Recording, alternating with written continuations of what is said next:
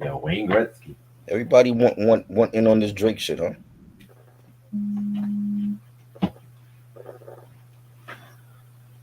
Jesus Christ. He's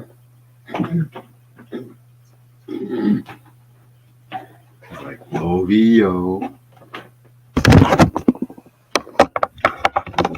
They even made a chemical or not like us video game and shit. Wow. I actually played it. It's not that bad. You played the game? Wow. It's like one of those 80s style arcade games, just whack a mole, but you whacking owls and shit.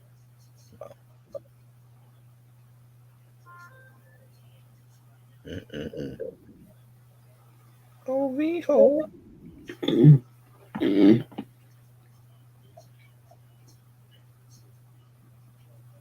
My ears itchy.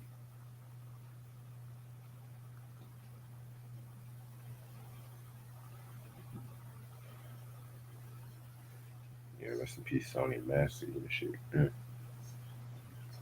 Mm-mm.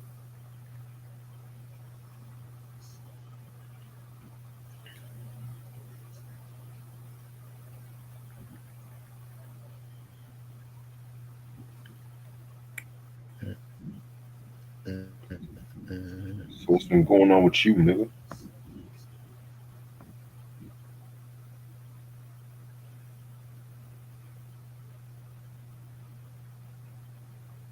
What up, Q? I'm good, man. Enjoying the summer. All right, that's what you're supposed to do. Yes. I'm trying to bring Cavase and Ant to a show next week.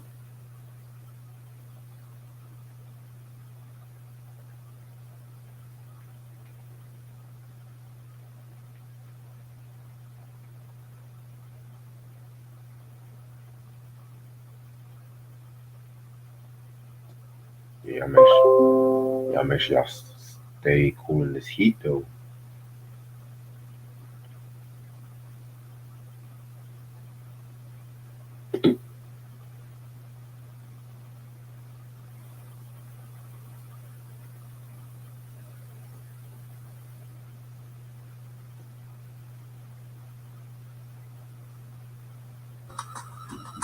Yep.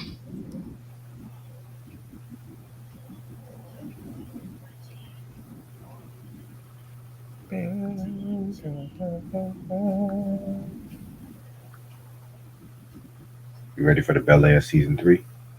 Yep. Whenever that comes out. What's that? August that come out? August 15th. Can't wait. Yeah. Then a new Batman show comes out next week too. Right. August 1st. Yeah. Yes. That's gonna be fire. I can't wait for that one. This is gonna be the same thing like the animated series from '92, and it's the same people. Oh, it's gonna be fire. Oh yeah, for sure.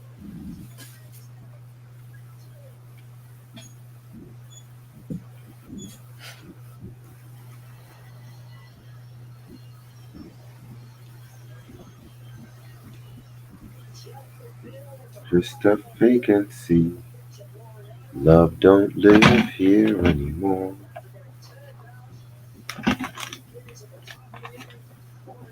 Love don't live here anymore.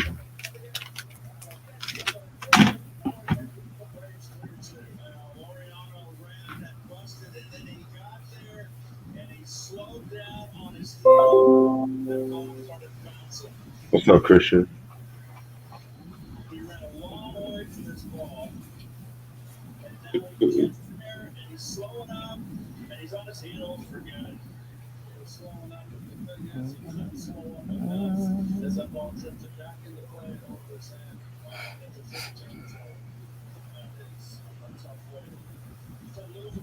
Not that Lil Wayne dissed Drake. What the fuck? Well,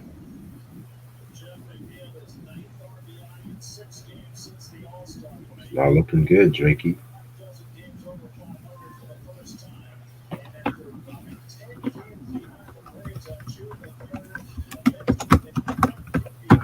Start this shit in like 5 minutes.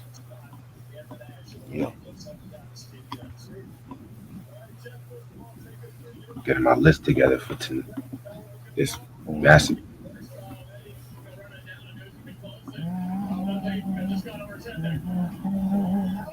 these niggas song.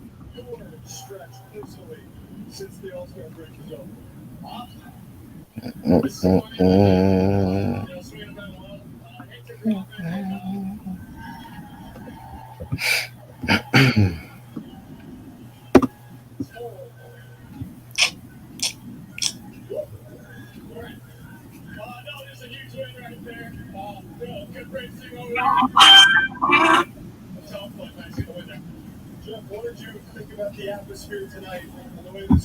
Shout out to Lashia.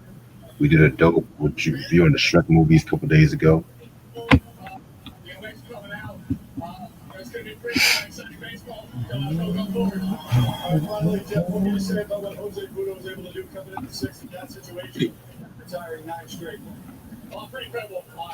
What you watching? The game, Mm. Who playing? Mets. Eh.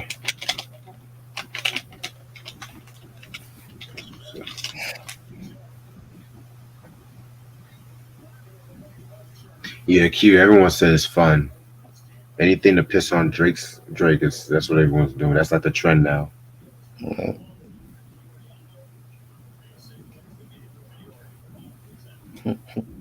Everyone's saying that Childish Gambino this was mid as fuck. Like I didn't even realize he dissed him.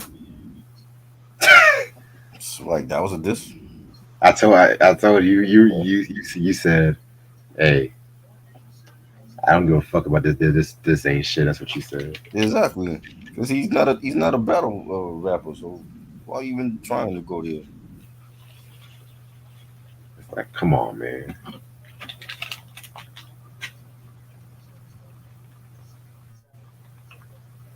All right, I'm ready to start whenever you are. Let's go. Oh yeah, I heard about that Earth Gotti shit.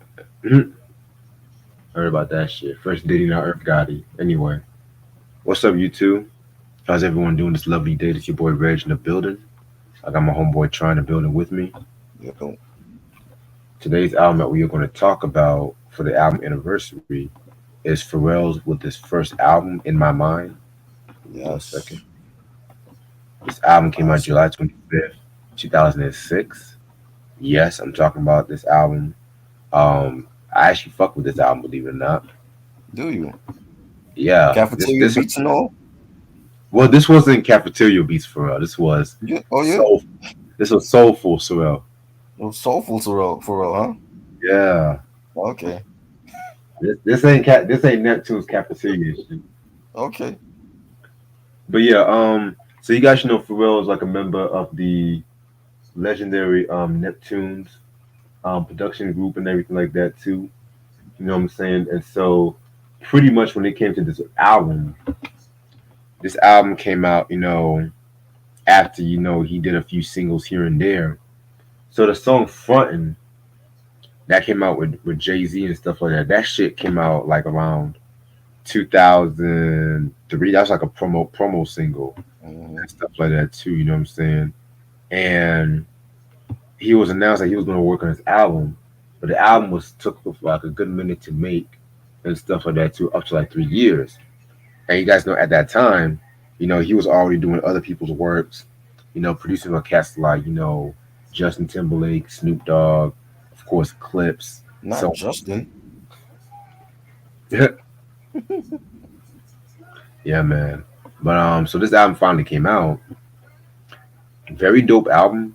This was known for songs like Number One with Kanye West, Stay With Me with Pusha T, Best Friend, Keep It Player. You know what I'm saying? I mean, this whole fucking album was not that bad. I did say I was going to talk about this album at some point, so definitely be on the lookout for that. What do you think about this album? I love it. I actually have it. Can't find it right now, but great album. Production was great. They got a lot of features on there: Nelly, Slim Thug, Jay Z, Snoop Dogg, Pusha T. Great album. That's still to me his best album as a I solo agree. artist. I He hasn't agree. he hasn't made an album even close to that. Nah, that happy shit. I was like, nah.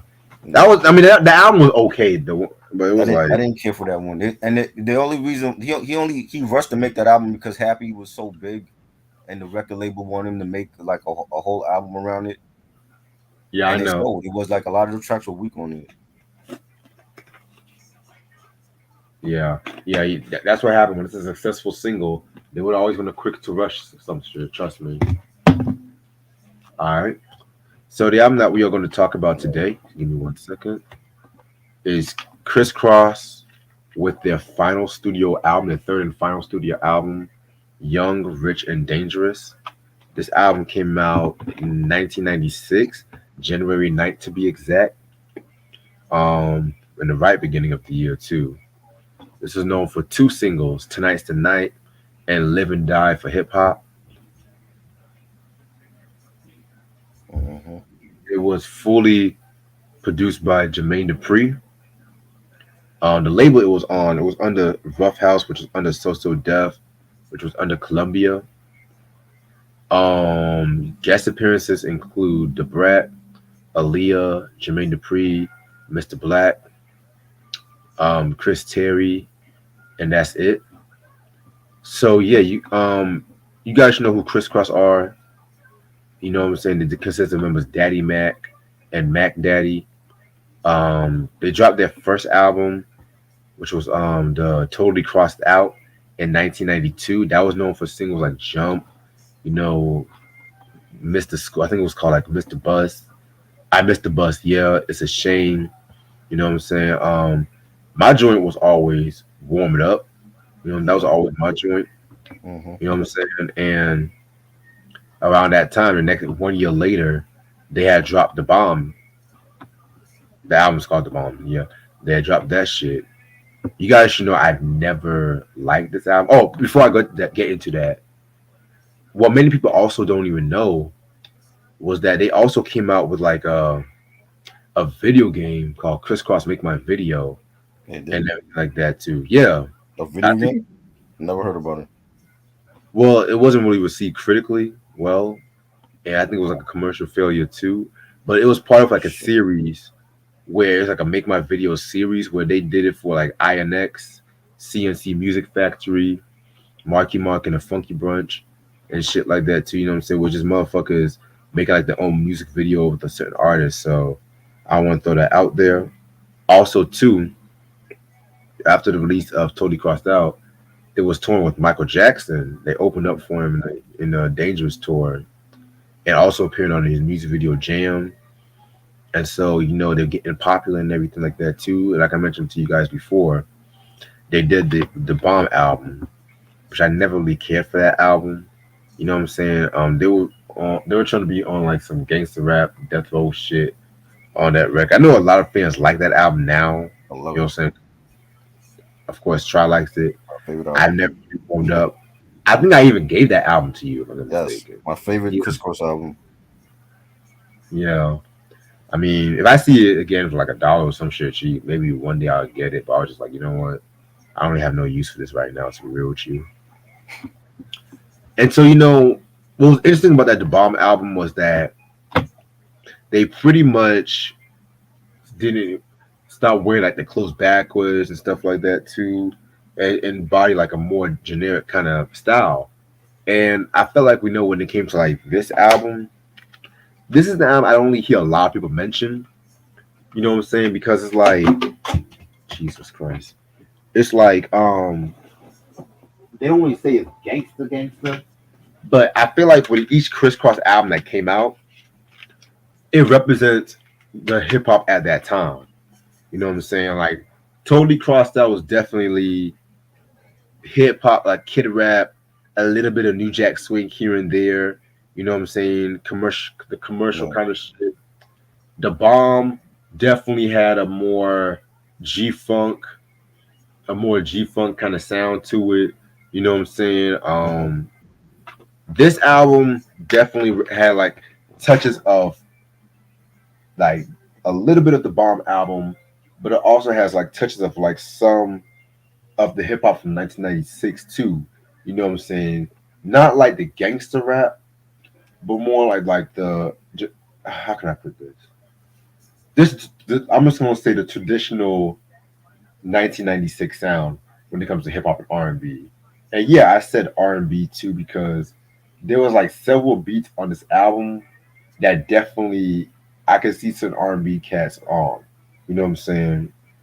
You think Um, so? Wow. yeah, we'll talk about it. We'll definitely talk about it. You know what I'm saying? Even the album cover alone, it looks like a bad boy cover. Let's just keep it a buck. You know what I'm saying? Just the puffy jackets and everything like that too. You know what I'm saying? Hell, even the title alone, "Young, Rich, and Dangerous" and shit like that too. You know what I'm saying? Um, but yeah, you can tell this was definitely them trying to incorporate, trying to be more mature with their sound. Um, Actually, let me not say bad boy. Let me not say bad boy and stuff. Please don't. Yeah, let me not say bad boy. But yeah, man, they definitely were doing their thing on this one. This is what the CD looks like. Yes.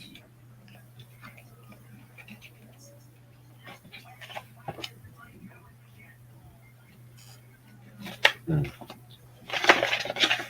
yeah, man.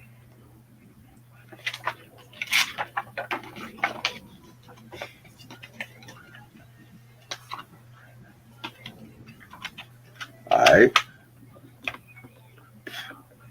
So this album has 12 tracks, and we are going to get started with the first one called "Some Cut Up." This is like an opening track and everything like that too. Trying to themselves trying to get ready for a party and everything like that too. Nothing really much to say about this joint right here. You know what I'm saying? So it's like, I wanted to start off the album with this song. It should have been like low on the track list. It was okay, but I don't think it was good to be like a starting track for the album. yeah, it's definitely like they were trying to do their own version of Snoop Dogg, like the G Funk intro or like the Right. intros from the Doggy Style shit. There I go mentioning Hmm. Death Row again. There I go. Oh boy, here you go. You can't help yourself. I can't, I mean, I'm gonna be real. It's like they were influenced by them. Let's be real. All right, give me 1 second.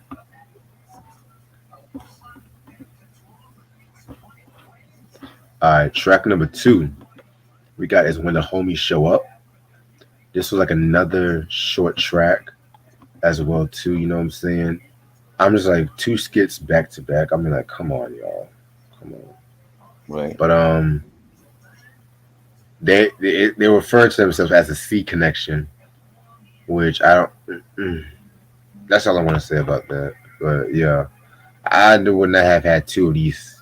They should just combine this as one if that's the case. What is this whole thing with this C connection and there's another Chris that was a part of this album? I never understood that. Who was he? Mm, Chris Terry. I don't know the nigga. Who was he? I don't know either. Cause he never came out with nothing on So Def. It's like Jermaine just added a third member, which wasn't needed. And he's not even on the album cover. He was an understudy. Of who? Jermaine? I'm just Understudy guessing. who? Because the group then broke like they didn't come out with shit after the third album. So who was he the understudy of? You I have know. no idea. Give me once. My laptop is tripping right now. Fuck it. All right. So the next track, move, man, move. All right. So the next track we got is "Tonight's the Night." Very great song. Very great song in my opinion. This might be my favorite Kross song they've ever done. I'm gonna be real. Yes, I like this way more than Jump. I like this way more than I Missed the Bus. When I think Kross, this is the song I think of first. You know what I'm saying? Yeah. And I know there's been plenty of people that use the "Tonight's the Night" moniker. There's been plenty of people that use that Phaso sample, the Riding High sample, and everything like that. Even though EPMD, they use that shit the best, in my personal opinion, with "Please Listen to My Demo." Mm-hmm. it's ironic. Speaking of EPMD, that there was a remix with Redman and stuff like that too, which I felt like that was just as good as the original, in my opinion. You know what I'm saying? Yeah, fuck it. This actually might be my favorite song on the album. So I'm gonna be And said let me not say that Terry because it's died. not. Well, I don't know the nigga. That's probably why he never came out with shit because he died. And they never explained who he Yeah, was. They never did no interview talking about who he was. You never saw him perform with them. Hey, it wasn't yeah, meant to be. man. Like I said, damn, Shattered dreams. damn. But anyway, this is a dope song as well too. I mean, this song didn't really have that many quotables. I'm gonna be real with you, didn't really have that many quotables, but at the same time, they were definitely doing their thing. Like I said before, this is actually my favorite Chris Cross song they've ever done. Let's be real. This is my joint, yo. This when this shit came out, this was bumping everywhere. You know, I love the sample they used, and it was a more mature look for them. And this was a banger. The Redman, I remember the Redman remix is being played on the radio, but the remix is not the same remix on the album, Yeah, it's not. which made no damn sense. Like if you have a remix with Redman, why wouldn't you put it on the album? That's a very good cry. I guess overexposure. You never know. I don't know, Crazy. but yeah. Track number four is an interview. Again, another fucking skit that's really not fucking needed and stuff like that. Too, you know what I'm saying? This interview, is talking about the reason why they named the album, Young, Rich, and Dangerous and shit like that. You know what I'm saying? But again, it wasn't really needed. Yeah, they basically talking about like being in the industry and growing up in it, making a lot of money and being feel like they experience now that they know what to look out for. If anything, that should have probably started off the album. We start off with that. Right. You know. That's what niggas don't be thinking. All right. Next song is "Live and Die for Hip Hop." This features the Brat, Aaliyah, Jermaine Dupri, and Mr. Black. This was the other single off his album as well too. This one was a pretty cool song. Wait, hold on, wait a minute. I think I skipped this track. Excuse me. Yeah, I skipped a track. On track number five is actually "Young, Rich, and Dangerous," featuring Big Rube and the Brat. Um, Very dope song as well too. Again, you guys should know the Brat's first appearance on Wax was on the Bomb album and shit like that too. So by this time, she had dropped the Funkified album. She was about to drop her second album a couple months later, which I was never really a big fan of that album. Me neither. She was on some R&B kind of shit with that Yeah. one, like Leah, Missy Elliott. Yeah, this was before Missy actually came out, but y'all should know Missy was part of the group sister and stuff like that too. But Hmm. I don't know. I like the Brat. I can't even say Funkified is a classic album either. I'm gonna be real with you. I think that's her best album. Yes, it But is. she waited she waited too long. She should have worked with other producers, and she's so loyal to Jermaine that it ruined her career. I agree. You know what I'm saying? Like after her second album, that's when she should have started to branch out, and because she's like, if you hear her on all features and it's features done by other producers, she can work with anybody, but she's so damn loyal to Jermaine that just he wasn't focused on her. He was more focused on Usher and Mariah Carey And Bow Wow. and Bow Wow, exactly. And he gave them all the shit and gave them all the heat and just gave her a bunch of crap. I agree. You know, Yeah, man. And mind you, that was like one of his first artists that really yeah. brought him out there and stuff The like that first too. female Well, to go yeah. platinum, Mm-hmm. first rap female to go platinum. It wasn't Missy, it wasn't Kim or Foxy. It was the Brat. People always leave her out of conversation, and I don't get it. I'm like, Brat still got it lyrically. I You know what I'm agree. saying? And it's just her albums were just bad after the first one. You know, This joint, I like this joint. Like she killed it on here. Well, she's only on the chorus with it for this one. I like the fact that they had Big Rube on this. You know, he's saying Yes. some poetry. You know, Big Rube from the Outkast albums. I loved his poetry on Grown Old from AT Aliens. You know, the beat was fire. It should have been a single. Another thing on this album, they didn't release a lot of singles from this album. Yeah, that And was they should have crazy. had at least 4 or 5 singles from this album. I would definitely say 3 singles and a soundtrack song at least. A soundtrack. Cause I mean, not like a not them. I mean, one Uh-huh. song they can contribute to a soundtrack for better exposure. Right. Yeah. Cause let's be real, everybody was dropping soundtracks of that year. Yeah. You mean to tell me that Kross couldn't even get like one placement on the soundtrack? I Exactly. think they were. And it was 96. This came out. Yeah. A lot of movies came out in 96. They could have been on. Hell, Don't Be a Menace to South Right. Central. But drinking your juice in the hood. Was it? But didn't High School High come out in 96? Unfortunately. Oh, yeah. I love the soundtrack for that, but the movie sucked. Yeah, the movie was horrible. Oh They my could have been on that soundtrack. Shit, they did shit like I Missed the Bus. That's school related. You know what I mean? Why? They were in high school probably then. Shit. Right. You know, I don't get that. All right. Next song is Now We Got Live and Die for Hip Hop, Yeah. featuring the Brat, Aaliyah, Jermaine Dupri, and Mr. Black. Very dope track. This is actually one of my favorite Jermaine Dupri beats he's ever done. Period. Mm, Very sleek, very like laid back.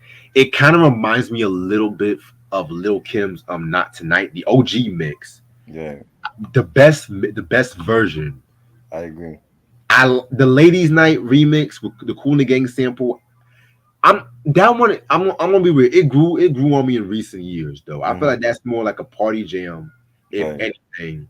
But to me, the OG mix with that dope ass like beat and that sample. Oh my Right. god! But back to this song right here. Yeah, this one right here was pretty dope too. Just talking about their allegiance. Trying to be in the game as long as they can, which ironically is that this is their final album and shit. You know what I'm saying? I mean, pretty much just talking about the lavish lifestyle they got from the music business, and then to me, the Brat really stole the show and everything like that too, in my opinion. I mean, yeah, man. Like she said a line when she says, "Chest filled with smoke, yoking niggas up my collar. Follow me because my dollars making more sense than common. Mm, Robbing you your money for your money and your diamonds. Endangering your species more than a woman like the Bee Gees. No one more stay smoking, plenty grass, let it go, and let the brat comment and be the baddest hoe." I mean, ooh, yo, what? the brat pen game is amazing. It's dope. It's raw and shit like that. But I felt like again, if you guys want the raw the brat, I would say from '93 to '95 to me. Anything after '95, it just got more polished. But this is like one of the few last glimpses, if that makes sense. She still got it, and she still had hits after Funkified and For All Y'all. You know what I'm saying? She had hits on all her other albums. It's just that her other albums weren't as great as her first one. I agree. You know what I'm saying? But she still got it lyrically. She's still on point. She needs to be doing new music. I don't know what though. She's like settling in as a, doing the fucking morning show, but she needs to be dropping more music because the fact that I've seen like other pages, have like a top 20 female all time and nobody got the bread on that list. Are you kidding me? But y'all got Rod Digger ahead of her? Come on. Now wait a It's minute, just Raw it's Digger. Raw insane. Digger's dope, man. Hold But up, hold wait, up. nah, Rod Digger dope, but top five? Nah. Fuck no. I got the Ah, bread over Rod Digger top five. They got Rod Digger. Yo, I'm gonna send you the list. Because they still making the list now. They got Rod Digger in the top five over the Brett. Nah, Rod Digger ain't do that many features like the Brett. I'm gonna be real with you. I can't get mad about that because Rod Digger's mic What skills. what out, what out, what first album to you was better, Funkified or Dirty Harriet?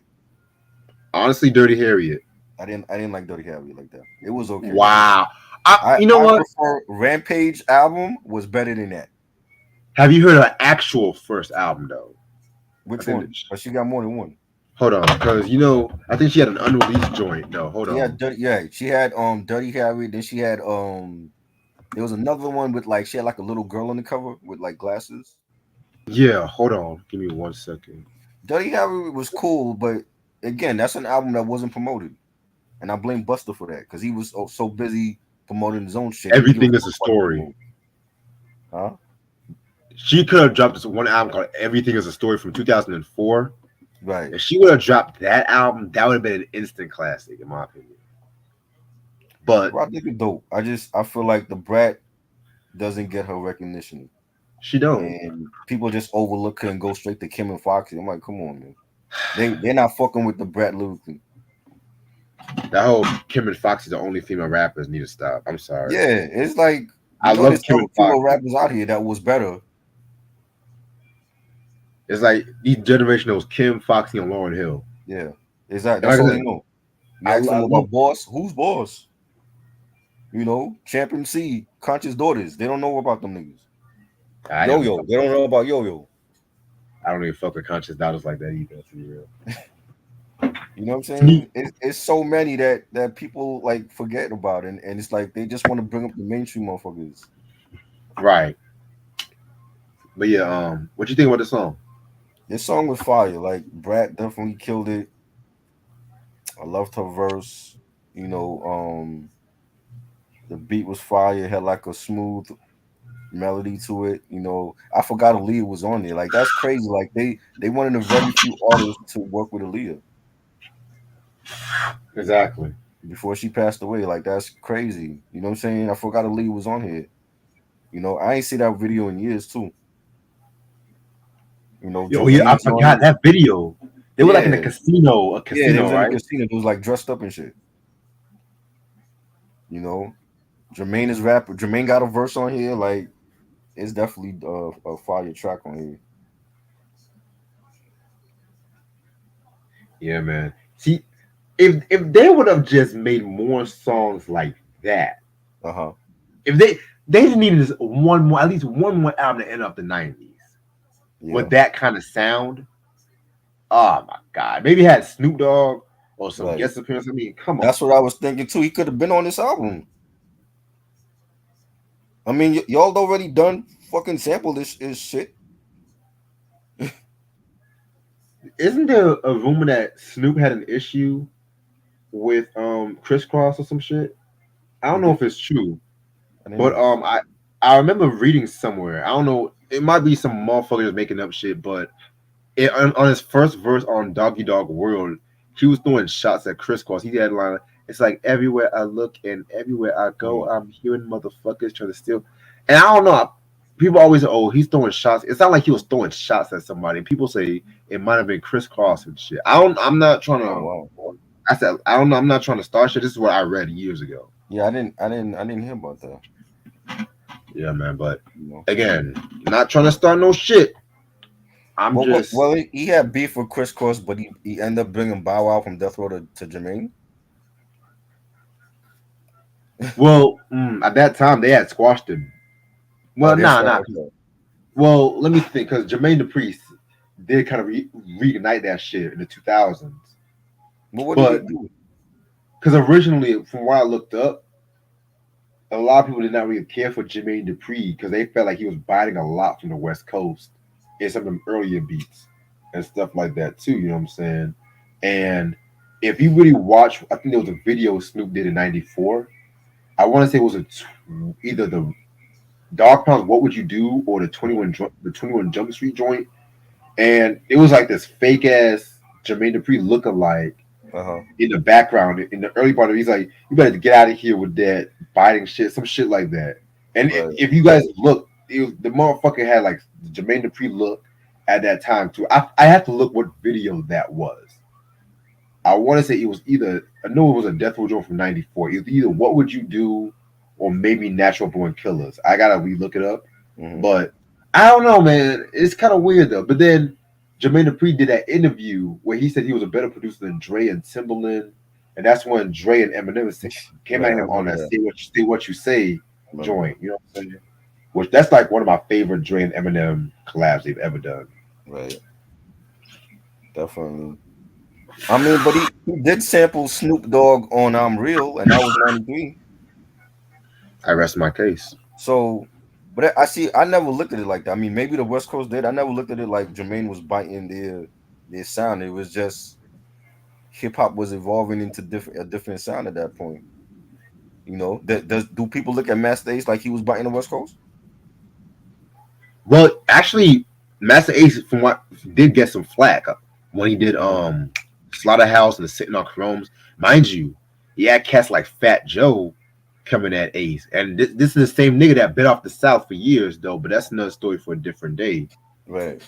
Saying like there was Fat Joe went on the magazine. I think it was on Rap Pages saying Ace ain't no real graph writer or some shit like that. It was. Wow. So then Master Ace came at him on that song Top 10 list. Right. Fire killed Joe. I'm sorry, he killed Joe. Joe didn't even respond.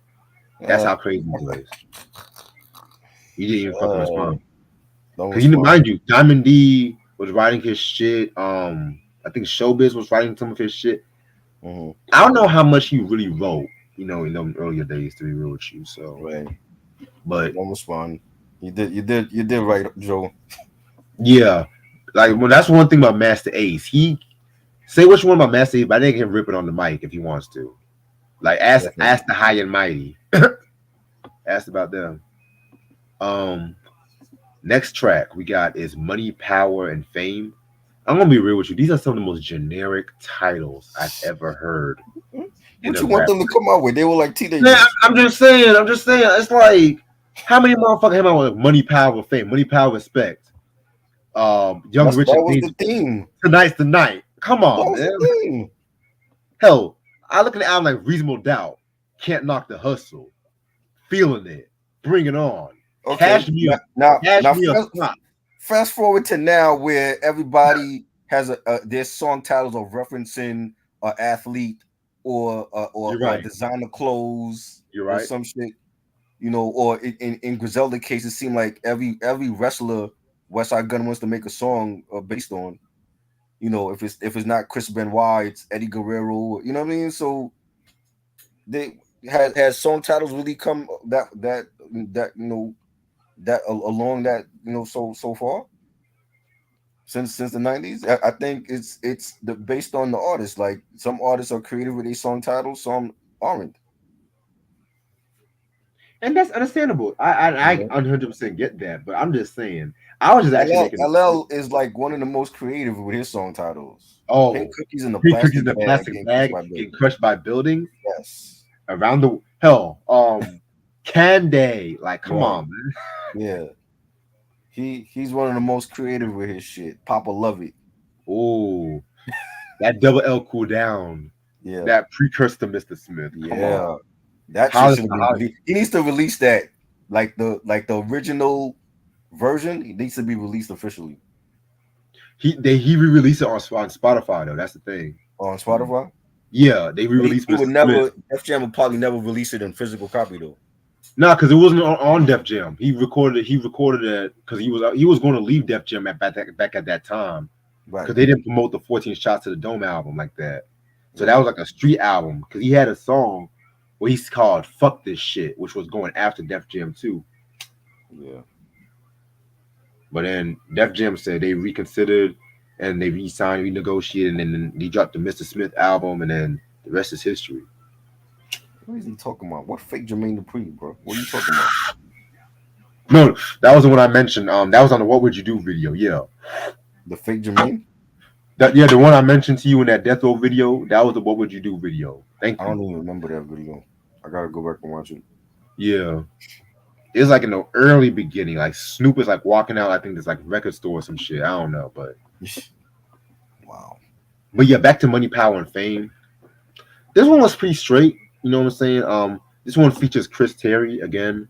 I don't know who this Chris Terry nigga is. Maybe I see Christian knows a lot more about this album. Oh yeah, the friend that died in the car accident. Yes, one. All three of these niggas' name was Chris. I think that's some made up shit. We went from Ed and A to Chris, and Chris. They had like a cult or some shit going on. Like you can only if your name is Chris.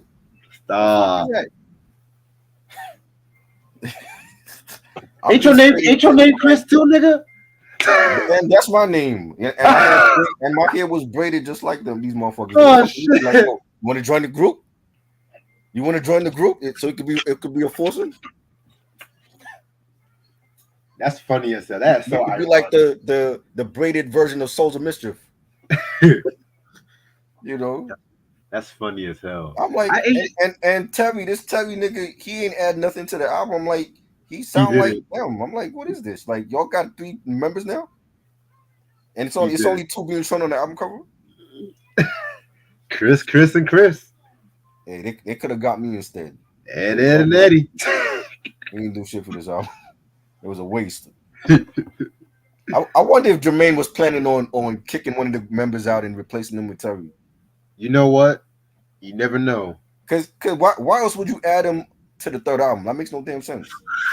Unless he was like an original member when they first started and he left. But at this point, they already made multi-platinum records and they dropped on their third album, and now you're gonna add an unofficial member. Why And did they break? I've never heard him talk about it. So I'm like, where did they get this nigga from? Why did they break up in the first place? I heard it was over Jermaine. Like Jermaine, they were accusing Jermaine of like I don't know if it was money like I guess they maybe they want to go with a different sound, and I really don't know. But after the third album, it's like you didn't hear from them. And the thing is, they have unreleased tracks. Like they were still doing music, but they never came out with none of it. You Hmm. know, like Daddy Mac is well, he was doing music on his own. I don't know if he's still doing music, but they Nah. never came back out. I think like once Mac Daddy died, Yeah, I feel like he just stayed away from the music yeah, industry, which is understandable. yeah. Mm. Like I said, I'm not a Chris Cross expert, so if you Hmm. guys know more about Chris Cross, why they broke up, let me know because I've been trying to figure out that. I don't believe when they say, "Oh, they just grew out of it, went to Eddie K." I don't Yeah, believe. I don't believe that. I don't believe that. Shit. Maybe they saw what Diddy was doing and decided to stay Stop away. it! Not everything is Diddy related. Hey, you shit. You hear the industry know. They hear rumors, they see shit. They might have Shit, saw what Diddy was doing and be like, yo, we good. We gonna leave. I'm weak. All right, track number 8. It's a group thing. Okay, this might be the most death row skit on this whole fucking album. I'm gonna look. Chris Cross about to have an orgy. Right. Let me say this. Let me say this shit again. Chris Cross orgy with one girl. This was the same motherfucking group Mm-hmm. 4 years ago. Talking about we missed the school bus. I'm not gonna Yeah. take this shit seriously after you came out with a song like what Pimp C said, and this is one of my favorite quotes this nigga ever said. Mm-hmm. If you was a cartoon character on your first album, he's a cartoon character on your last album. Realest motherfucking quote ever. Mm-hmm. Because the word of the day in this review Yep. is called authenticity. Let me. Yes. Spell that, kids. Well, I gotta make sure I'm spelling it right before I post it. Hold on. Let me make sure, because niggas be like, "Oh, that's not spelled right." I'm like, oh, I did. Oh, I I did spell remember, it right. I remember ROC. ROC never came out though. Like they had that nigga on like the Where the Party At remix and shit, but he never came out with no album. Yeah, Yes. so yeah, it starts off with one of the Macs talking about. I said one of the Macs. One of the Macs talking about his girls talking about, hey, you better go do something and shit like that. And then he invites his other friend and stuff like that. It's like, wait a minute. He's like, yeah, it's gonna be a group thing. I'm looking at myself like they make that shit like it's so fucking easy and Right. shit. But Yeah. okay.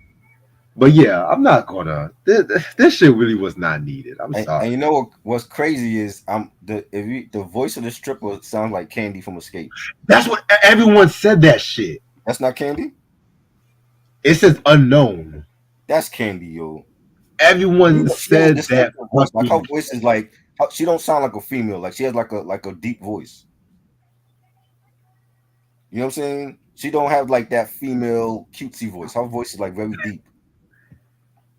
Yeah, You she know, had that. She has that certain southern swing to her right? voice and shit. Even the way she sing, like her voice, she has a deep voice when she sings too. The way that she sings is how she talks. It's She's like the country T and it's Boss. deep. She have a deep country voice. She reminds me of T Boss a little bit. Like, Right. That and Jermaine used to call T Bars raspy because she had a raspy voice. well, he wasn't really lying about that. No. But that was her fucking appeal though. That's the thing. But hey, Right, right. She was that was what set her apart from Chili. mm-hmm. You know, I'm like All right, that's Candy doing that shit. right. Off topic. I never cared for that Tweety Bird. Oh, Tweety I'm Bird. watching Sorry. I'm Oh, watching Looney Tunes. And Tweety Bird. Tweety Bird was always a fucking troublemaker. I never liked that Tweety Bird. right. But anyway, that was random as fuck. But I needed It something to get my was. mind off Crisscross having. I had to get something out Crisscross having an oil. I had to get that shit out of my mind. But anyway, track number 9, Mackin' Ain't Easy. Now they followed this up with possibly my second favorite song off this album. They should just came out straight with this one. I didn't care about the orgy track like that, but Right. it's just them talking about how it's hard for them to be Max and players and shit. Like, oh my god, I swear to God, these niggas, man, these like again, I was like, you know what? If they called it, they want to be players, let them be players. I ain't mad about Right. that, but this song was dope as fuck. This song was dope as fuck. Um, it also features a nigga named Mr. Black. You know what I'm saying? I Who the don't fuck know. is he? I don't know. Christian, do you know? Another unknown motherfucker Um, on this album. You know what I'm saying? yeah, but yeah, that beat is fucking ill. Jermaine Dupri was on one with this album, production wise. Like again, Mhm. this might be my favorite album he's ever done, hip Mm, hop wise. But that we're going to talk about that. We're going to talk about that. mm. Um, yeah, I hear the oohs and shit, but we'll talk about it. But yeah, they like I said, they did their thing on this one. I mean, it's not really that many quotable lines here. Like I said, they did their thing, but I feel like the album's main selling point is the production, which again we'll talk about it. Yeah, this was dope. I like the beat for this. Had like a nice smooth melody. You know, Definitely. All right. Mr. Black was in the video for "Live and Die for Hip Hop." Another unknown. He never dropped shit on Social Duff. Who is it? Mr. Black. Nigga, we all black. I'm Mr. Black. What if that's like Jermaine Dupri's gangster alter ego and shit? Right. Mr. Black. You can't come up with nothing more creative than that. I'll Mr. tell Black. you, if versus the titles, that was the damn fucking names and shit. Yeah. Mr. Like, I'm Mr. Black. Like, why they call you Mr. Black? Because I'm black as fuck. Because I'm black. It's I'm obvious. black, y'all. I'm It's blickety, I'm it's blickety, obvious. blickety. If he was white, it'd be Mr. White. Or if he was Oriental, it'd be what? Mr. Panay? You know? You know? Anyway, okay. Track number 10, The Streets Ain't Right. These niggas still on the bomb kind of shit. Okay, I didn't care for this track. I'm sorry, I didn't What? care. I Wow. did not care for this track. It's I'm my just like, okay. jam. I'm sorry. I just can't really take them as. I just cannot take them as these You wanted gangsters. this was your favorite Chris Cross album, and I you don't know, like I know, the title? I know. It's still my favorite. That don't mean I like everything off this album though. Oh my lord! Because Chris Cross really ain't one of my favorite groups though. I can just Wow. bump. To me, I'm more of the youngsters. That's my nigga. Those are my Yeah, niggas. youngsters was dope. Yeah, They were dope. those niggas got better with every album consistently. Right. Chris Cross, I hate to say it, but they were a novelty. I hate to say it. It was like they were novelty, trying to be a legit group, but then people would just lost interest. But we'll talk That, about that. that was Jermaine's vision. You know. Imagine if Puffy had a kid rapper and shit. And remember when all these kid rappers was trying to beef like ABC youngsters? Right. These motherfuckers were He trying ain't to a hype kid up rapper. beef. You got King Combs. That's his kid rapper. Ugh. Anyway, You got his son. I love this anyway, track. I think this is one of the best tracks on here. You know, the beat was fire. You got them. This is like a a track where they talking about niggas trying to stick them up for they money and they jewelry. Daddy Mac said, I heard freeze from these four niggas that I knew from grade school. I said, "What's up?" He said, "What's up?" It's on. Give it all up. Then he showed me his chrome. I said, "Holmes, you ain't even got the trip because I ain't trying to die over materialistics." And I love the chorus. Niggas in the street ain't ride. Every other day I keep struggling to keep my life. And I never know when I gotta go, so I stay strapped. Because niggas, they don't know how to act. That beat was fire. I love that, and they actually played that like when they used to run like the commercials for the album. They used to play the song in the commercial. So I thought that was gonna be a single, and it wasn't for whatever reason. interesting and interesting. Yeah, yeah. This sample warning by Biggie and stuff like that too. You know what I'm saying? Next track, "Hey Sexy," featuring Chris Terry. This song was okay. You know what I'm saying? It was okay and stuff. I felt like after the Mac and Ain't Easy song, I felt like yeah, we that was like the peak of y'all Mac Daddy playaways and shit. I was like, we get it and stuff. You know what I'm saying? Um, I mean, they had some slick lines though. You know what I'm saying?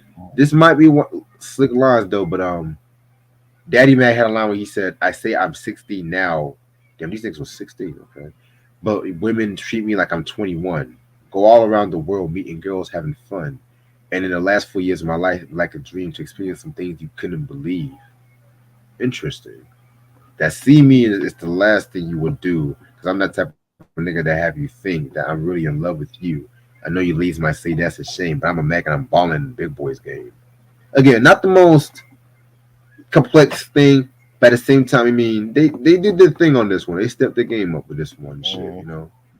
Again, I didn't really care for the generic title though, but hey, I like the beat. I don't care for this the Terry guy. I don't think he served any purpose on the album. You know, definitely. And the last is the Tonight's the Night remix. Um, this is not the remix featuring Redman. This is just like another remix, which I would have preferred they would have put the one with Redman on this yeah, album. To be real. yeah, This remix is not bad, but it's not I'm oh my god I have to listen to a remix. You know what I'm saying? So right. And we look at all they've done remixes before. Like they had a Jump remix. I think that was with Supercat. The All Right had a Supercat on the second album. And you got Redman for the remix for this. Why didn't you put the version with Redman? That makes no damn sense. Because the radio was already playing it. So I'm thinking like I guess if you bought the single, it's on there. But they should have released. They should have had it on the album. You know what I'm saying? It makes no sense to have another. We don't need another remix for this. I agree. So this is an interesting album when it comes to Chris Cross. The first album, they were more trendsetters, right? This album, it's like they were following trends. And I know you guys might ask me, why is this your favorite album and everything? Well, let me say what I don't like about the album first before I say what I like about it. Too many fucking skits. I didn't realize this album had too many fucking skits. It's like, okay, it's 12 songs, right? Let me see, count how many. I'm not going to count the remix. Let me see how many actual songs. And by actual, I mean more than 1 minute. One, two, three, four, five, six, seven. Seven full songs out of 11 tracks. Uh, I feel like two of them skits could have was not needed. You know what I'm saying? I feel like the last couple of tracks. I mean, I could have done without the Streets Ain't Right, A6. I could have done without those tracks and even the remix too. But at the same time, lyrically, this might be some of the best rapping they've ever done lyrically. You know what I'm saying? I feel like, this is the album. How can I put it? I feel like this album feels more 1997 than 1996, if you ask me. Mm, It's very polished. Because 1996 was a very dark year in hip hop. right. A lot of niggas was angry that year. This came out in the tail beginning of 96. So it might have really been finished in 1995 and Right. stuff like that too. You know what I'm saying? But Right.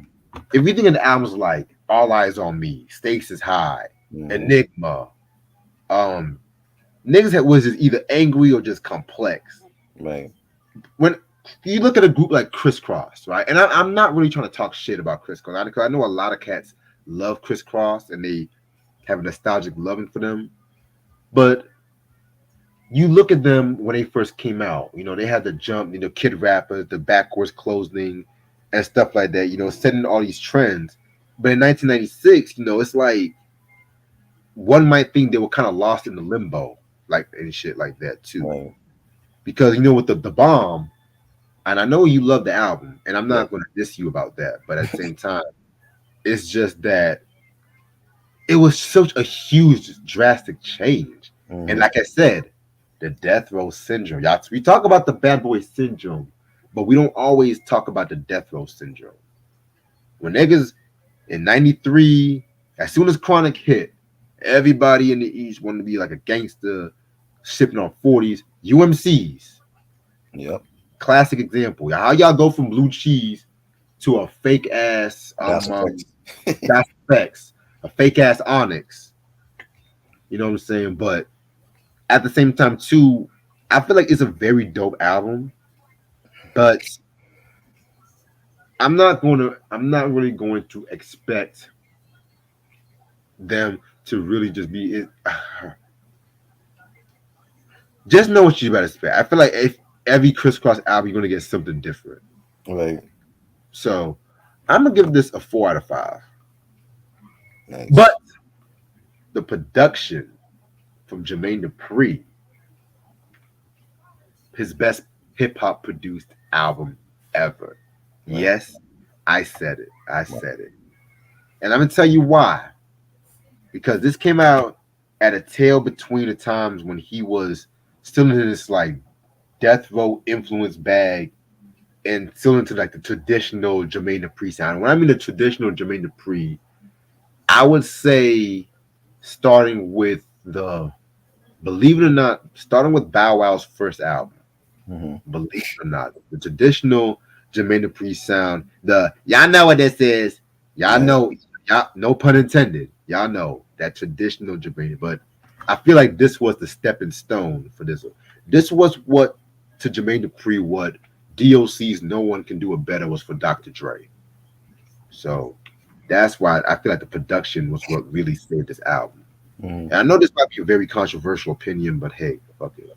Eh, Fuck it. Because you know why? I do my research. research.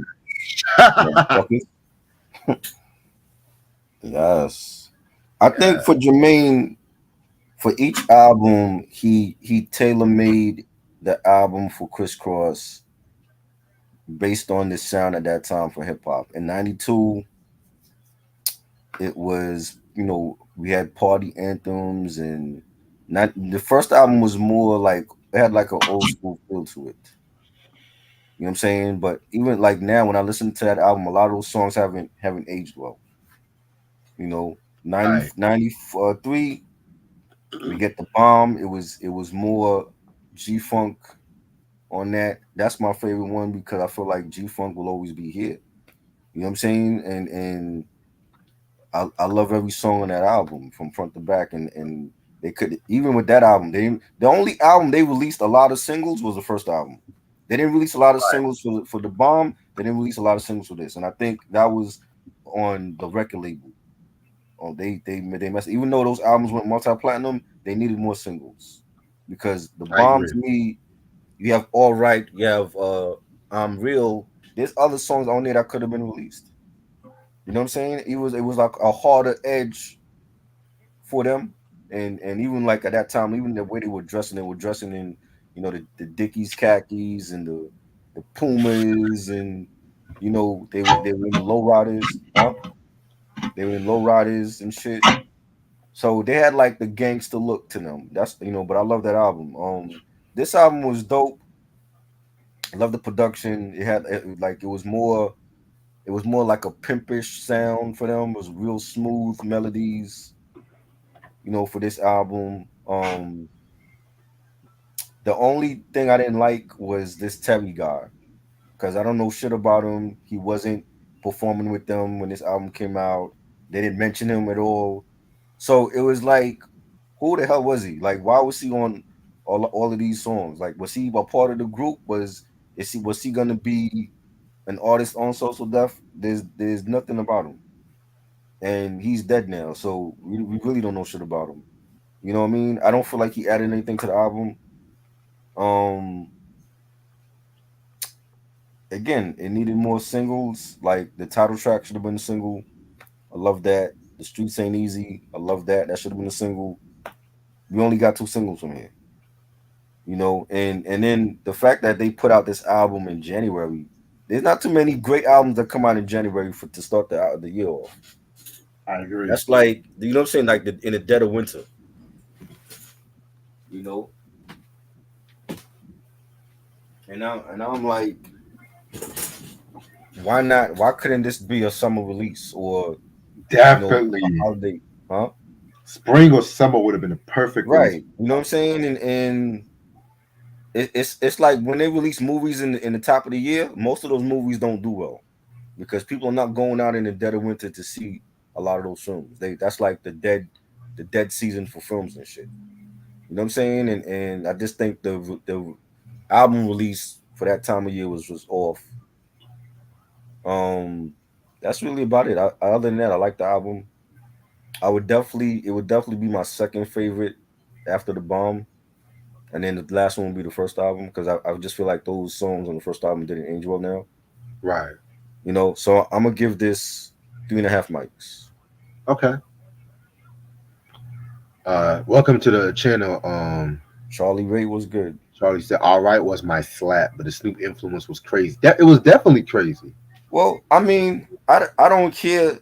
Look, man, we could be here all day talking about Death Row influence. Death Row was the label. It was them that the West Coast was running the charts at that time, and there's a lot of artists from here that wanted to sound like the West Coast. You know what I'm saying? And it's Kross is from the South, so I don't know how many Southern artists at that time was trying to sound like the West, but the bomb was definitely G Funk heavy, and I think that's why I loved it because I was already heavy into the Death Row sound at that point. Right. You know what I'm saying? A lot of the East, I don't know, a lot of the East Coast cats, maybe they didn't care for it. You know what I'm saying? They wanted to hold their loyalties to the East Coast, but music is universal. And I love Death Row. I've seen some of the artists in concert, and that's why I gravitate to that album more than the first one or even to this one. So let me ask you a question before we go to this Mm. R&B list. So when it comes to like an album like Redman's What the Album, I had a dope discussion with somebody years ago how they feel that Redman's What the Album was more P Funk influenced than Dr. Dre's The Chronic. Do you believe that or no? Yes, yes, it was. It Okay. was because, but that's only because like EPMD was P Funk. You know what I'm Bingo. saying? A lot of their samples was P Funk, and it trickled down to Redman. Remember, Eric Summer did that whole album. You know what I'm saying? So when you hear a joint like Watch Your Nugget, when you hear Jam for You, that's all P Funk. Blow Your Mind. A day, of the Gap Band Superman and shit. You know level. what I mean? So it's like that whole album is like P Funk from a Jersey cat, and that to me was a classic. I definitely agree with you about that because honestly, I've always say that album was a silent influence for the Chronic, low key. Yeah, You know what I'm yeah, saying? Whether Dre wants to admit it or not, Eric Summer was a huge influence on the Chronic. right. And not only that, I don't know how many people will remember. There was an album that was going to be done called Chairman of the Boards with Eric Sermon and Dr. Dre. I A never knew collab that. album. You know about that? I never knew that. That was a real thing. It was supposed to be one half was going to be Dre produced it, and it would be like the Death Squad on those tracks, and then the Death Row artists on the Eric Sermon produced tracks. And for whatever reason, we never got that album, but that was a real thing. Definitely.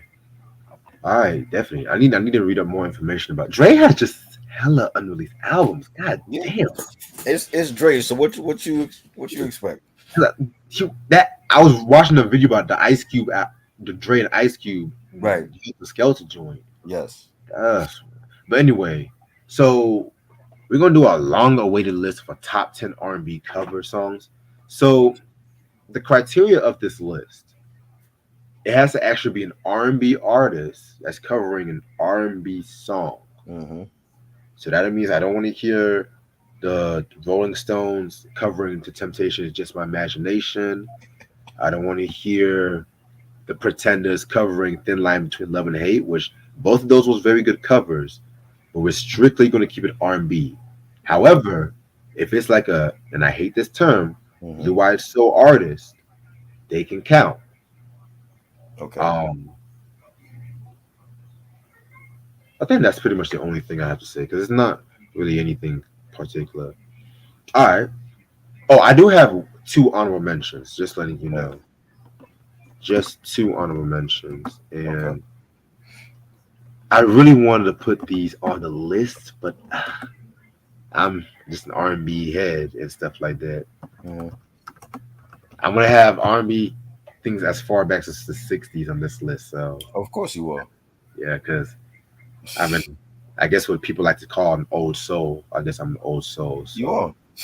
hey, You're an old nigga trapped in the 27-year-old body. nah. I'm just a guy with a lot. I'm just a guy with a lot of wisdom. You know, people are Right. just envious of my intelligence these days. That's why I don't let shit Hey, bother me. that is a fact, Charlie. He do got a shitload of unreleased shit that hasn't been dropped. I'm saying some shit we don't even know about. Let's keep it a buck. Right. I'm surprised that Marshall Bosch's album actually came out. Maybe we might get that Right. Snoop That's what album. I'm saying. I'm like, and it's good. It's very good. I'm When like, was the last time we could say like Dre produced a whole album that was good? It's been years. and that's the thing too, because like that's the thing I've always respected about Dr. Dre. We might joke, yo, he takes a long time, but when that shit comes out, Right. 70% of that shit slaps. Facts. Dre never lost his touch. He has some bumps here and there, but he never lost his touch. He's like Facts. the Quincy Jones equivalent when it comes to hip hop. But Yeah. my number 10, this is one that I don't know if a lot of people know about. It's a short cover, but there's a longer version that was released years ago on a reissue of this album. It's Marvin Gaye covering the Jackson 5. I mean, not the Jackson 5, Michael Jackson's I Want to Be Where You Are. Mm. Now, this was on the I Want You album. If you guys know about that record, you would know that that was pretty much a tribute to Janice, which was his second wife and everything. The one he was cheating on. So they were all cheating. Anna was cheating. Marvin was. It was the '60s. Nobody was really faithful. Let's keep Oh it Lord. above. That whole Motown, we could have a whole discussion about the love affairs that went on in that whole fucking label. But anyway, so what I liked about this cover was the fact that it was very different from the original, and I've always loved when cover songs are different from the original.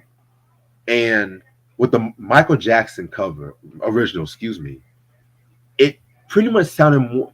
The Got to Be There album was pretty much the Jackson 5 as backup vocals and stuff like. It could have just been a Jackson 5 album, but it had that cheerful, still kind of grown up R&B kind of groove to it. But the Marvin version was just more light, so jazzy, quiet storm, and he's pretty much saying, "I wanna be where you are." He's pretty much just saying the chorus over, but then once you get to like the middle, it has the "where you are," and then he says, "I love you, Jan," and then there's a longer version of that cover, which they re-released that on like the rarities I want you, which I that's the version I really want to get Man. and everything.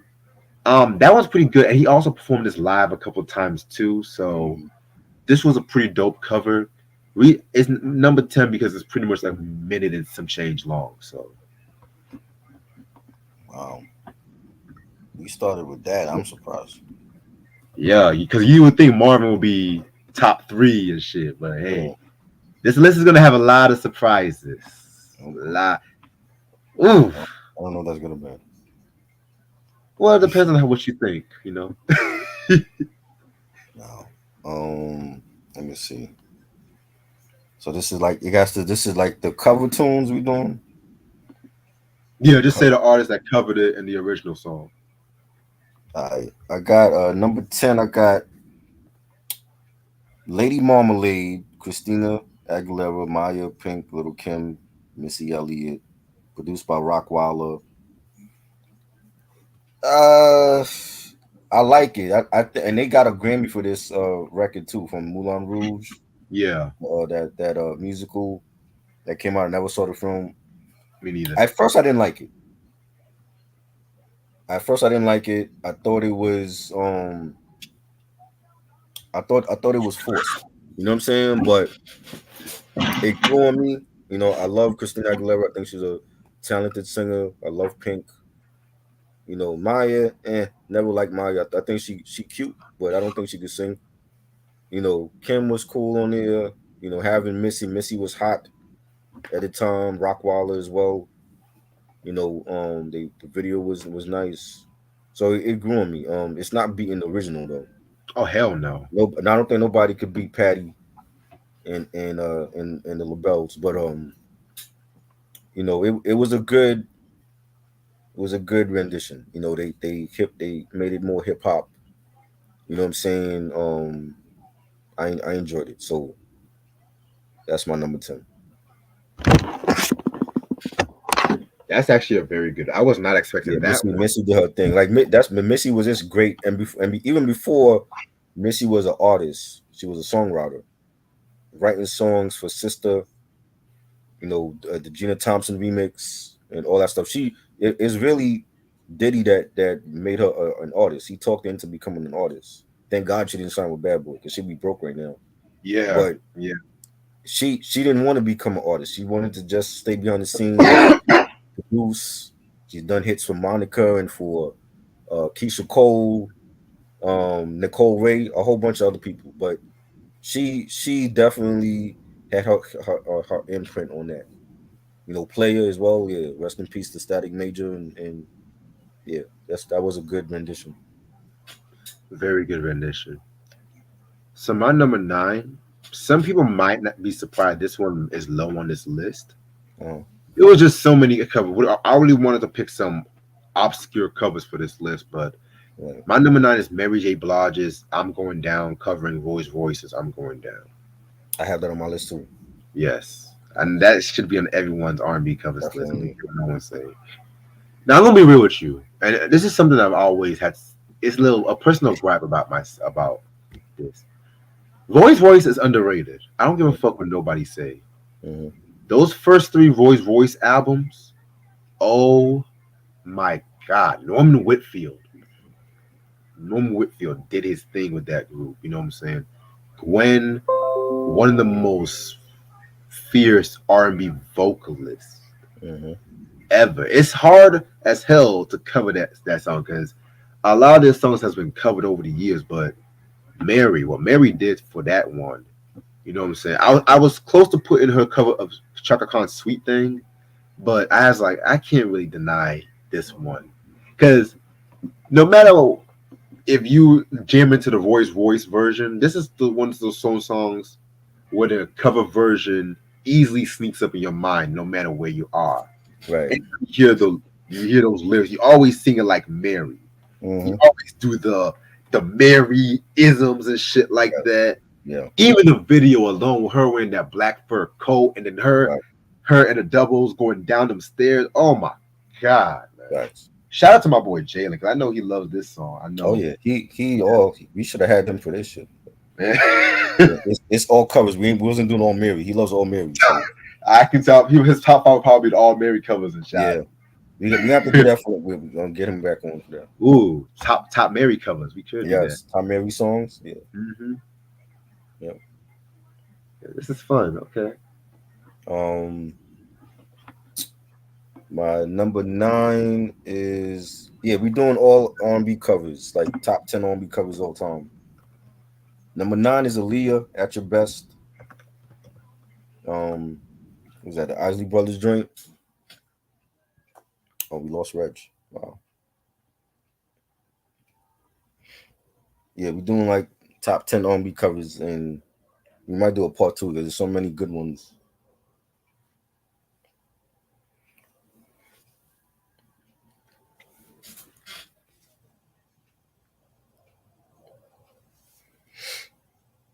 Gotta get Reg back.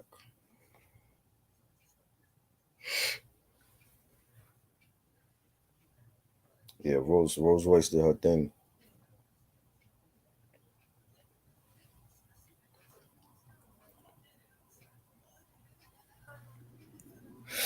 I actually Yes. did it out the tab by accident, but that's Yeah. actually on the list too. Aaliyah At Your Best from the first album. It's a classic. I love that first album. I played it to death when it came out in 94, 93, 94. And Aaliyah's vocals, like it was real soft and innocent, and she killed the hell out of that track. Production done by Kells, the GOAT to me. She did her thing. And I love the Ozzy Brothers. But this was a rendition that, for people my age, from the 80s and 90s, that maybe we wasn't aware of that song by the Ozzy Brothers. I think like Aaliyah put some awareness back into that song when she did it, and it's just great. To me, it's one of her best songs. It's definitely one of my favorites from that first album. And it was great. It was great. She definitely did her thing on that. Yeah. Yeah, I'm gonna say my thoughts on that song. Summer Breeze. Well, who did a rendition of Summer Breeze though? Ozzy Brothers. Oh, So many people. That's like the most yeah, famous. yeah. So we just talking like top 10 renditions. Yeah. Even though Seals and Croft, I consider them more like soft rock. But they had a few R&B touches on their song. They were. Right. I would put them in the same class like Doobie Brothers, but yeah. Hall of Notes. Oh, I consider them R&B flat out. I'm sorry. Yeah. They pop R&B, rock overtone, but they R&B flat out. Well, how they get a pass and Crosby and Stills don't? Because Seals and Croft were more like they had like more versatile kind of sound. They were like soft rock. They had a few jazz overtones, R&B, pop.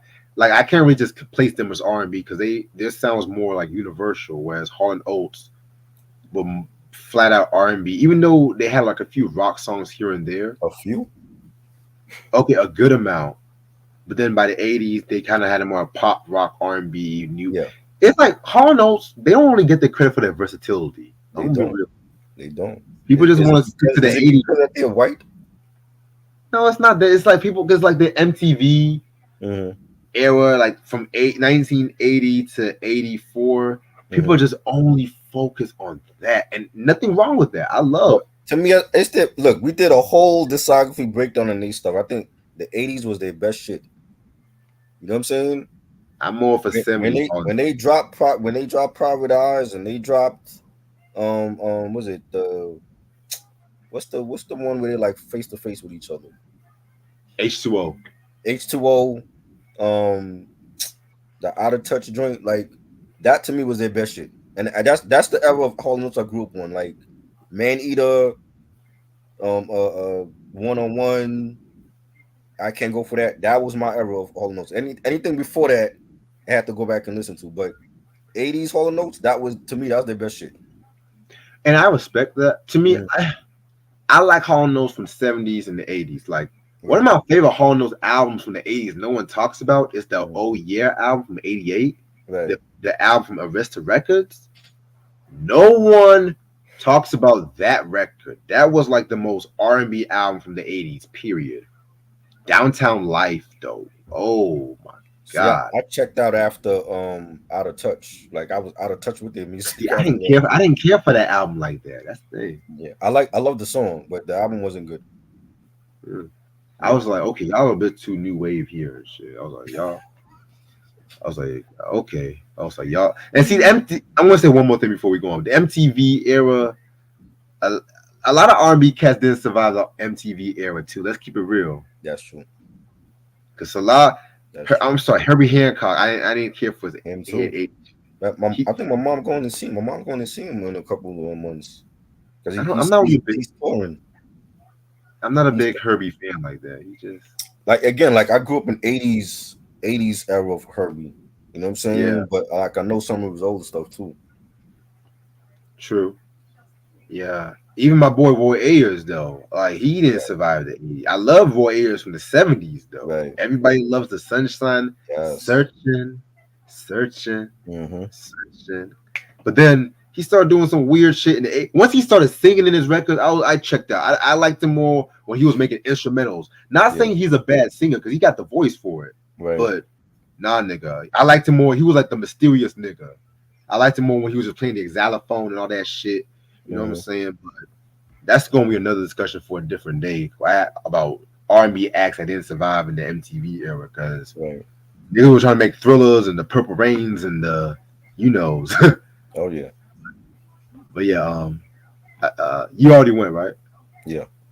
Okay, all right. Now my number 8. I don't know if a lot of people know about this cover, but Pete Rock sampled this for one of my favorite songs from Mecca and the Soul Brother. Ohio Players, What's Going On? Cover of Marvin Gaye's What's Going On. Mm-hmm. Now, niggas might say, what? Ohio Players? This came out on an unreleased on an album they did in 1974 called Climax, which is like unreleased shit they did from the Westbound era. Cause you guys gotta know, they left Westbound from Mercury, and Westbound felt some kind of way. They released this album without like their authorization, Ohio Players authorization. And if you guys look at the album cover in the back, they have this girl stabbing this guy in the back. Legend has it that that's how they felt about the Ohio Players, how they felt that they Wow. stabbed Westbound in the back. Wow. I think I did a review on that album, but y'all can check that shit out. But they did a lot of the songs on that album was like cover songs, but the most impactful one for me was Marvin Gaye's "What's Going On." This one they made like a more jazzed out version, but to me, what really set the song in motion was that outro. It's like da you should do done it. Now you guys should know that record. That was the record Pete Rock did for Lots of Lovin' from Mecca and the Soul Brother. Right. Possibly my favorite song from that record. Yeah. Lots of loving, That was great. Yeah. lots of love. Ooh, see that, man. But yeah, that's my number 8. All right. Number 8 for me is Avant with Kiki Wyatt, My First Love. Ooh, Great song. One of my favorite Avant songs. And him and Kiki should have had an album together. Like they were always great, had great chemistry on the mic together. They did the rendition from Renee and Angelo, and it was a great battle. Like his Kiki Wyatt is underrated singer. mm-hmm. Great vocals with her. Great vocals by Avant, and they just killed that track. I believe there's a video for that as well when that came out, and I don't think either of them get the credit. I think Avant was slept on, and you know, I remember seeing his on song, and he was talking about how like he felt like he was overlooked for R. Kelly because they're from the same place. People say that they look the same and all that, and I mean, he you did know, kind of diet some of his sound. I ain't gonna hold you uh, why not work with a nigga though? You know what I'm saying? because he was busy doing other things, if you know what I mean. And Kiki Wyatt, she got like what, like 11, 12 kids now. She She got got more art. she got a reality show, and I just think that people are not gonna remember her for her vocals and her singing. They're gonna remember her for the reality show and shit. But And then like she had like the allegedly she had stabbed her husband or some shit like that. Yeah, I heard about that.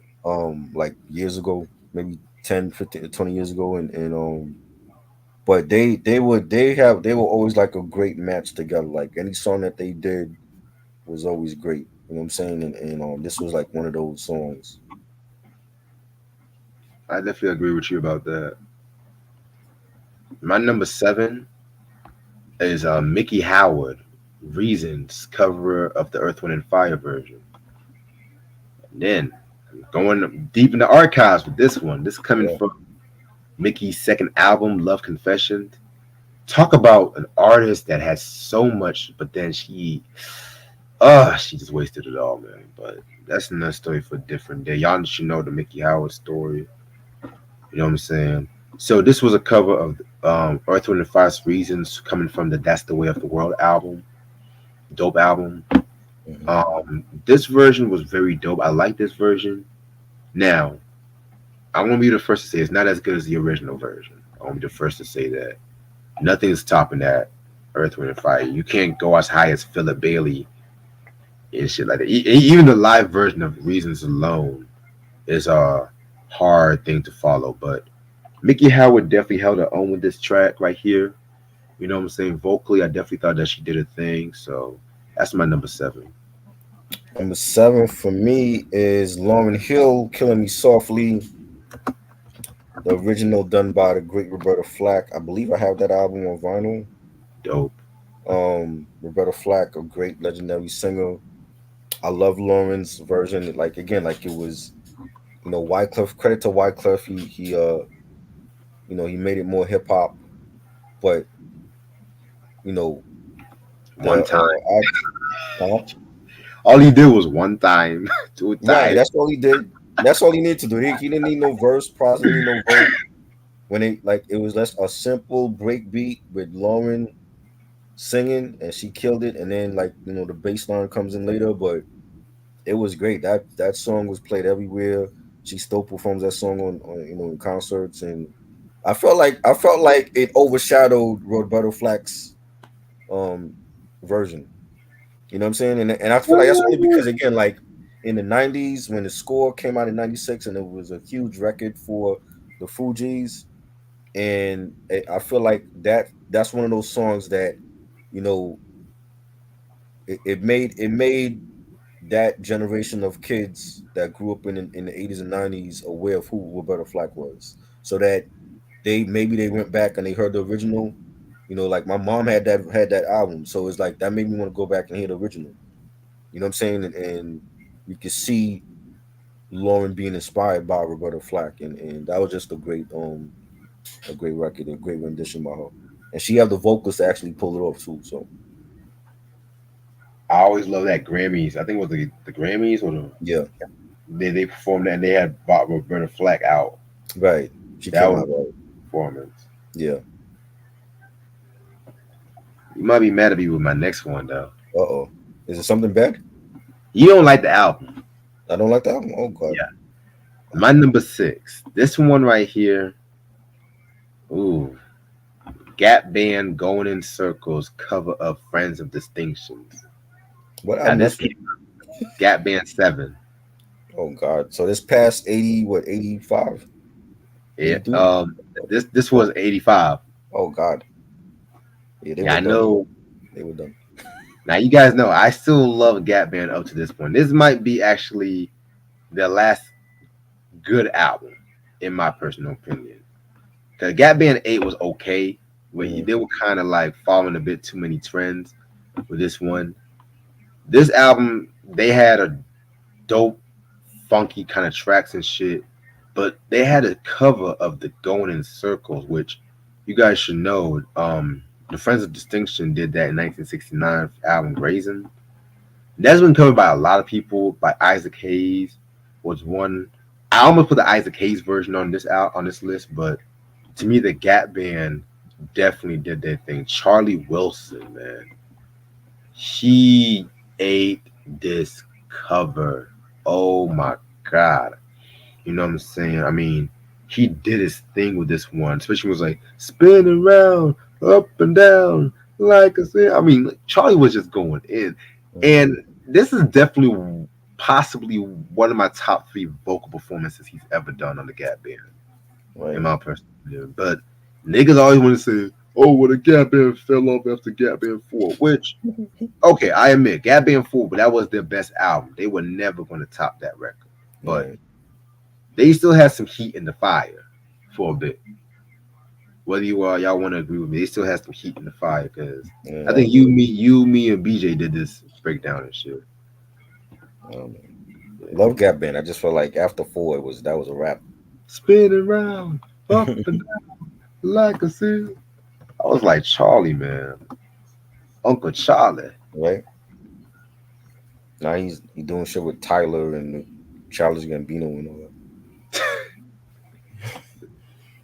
Number six, I got you mentioned it before. Mary J. Blige. I'm going down again. This is like one of those renditions where I felt like it overshadowed the original, and that's only because my generation in the '90s, we didn't bump a lot of Rolls Royce, so some of us didn't know who she was, and when this came out, this gave light to the original.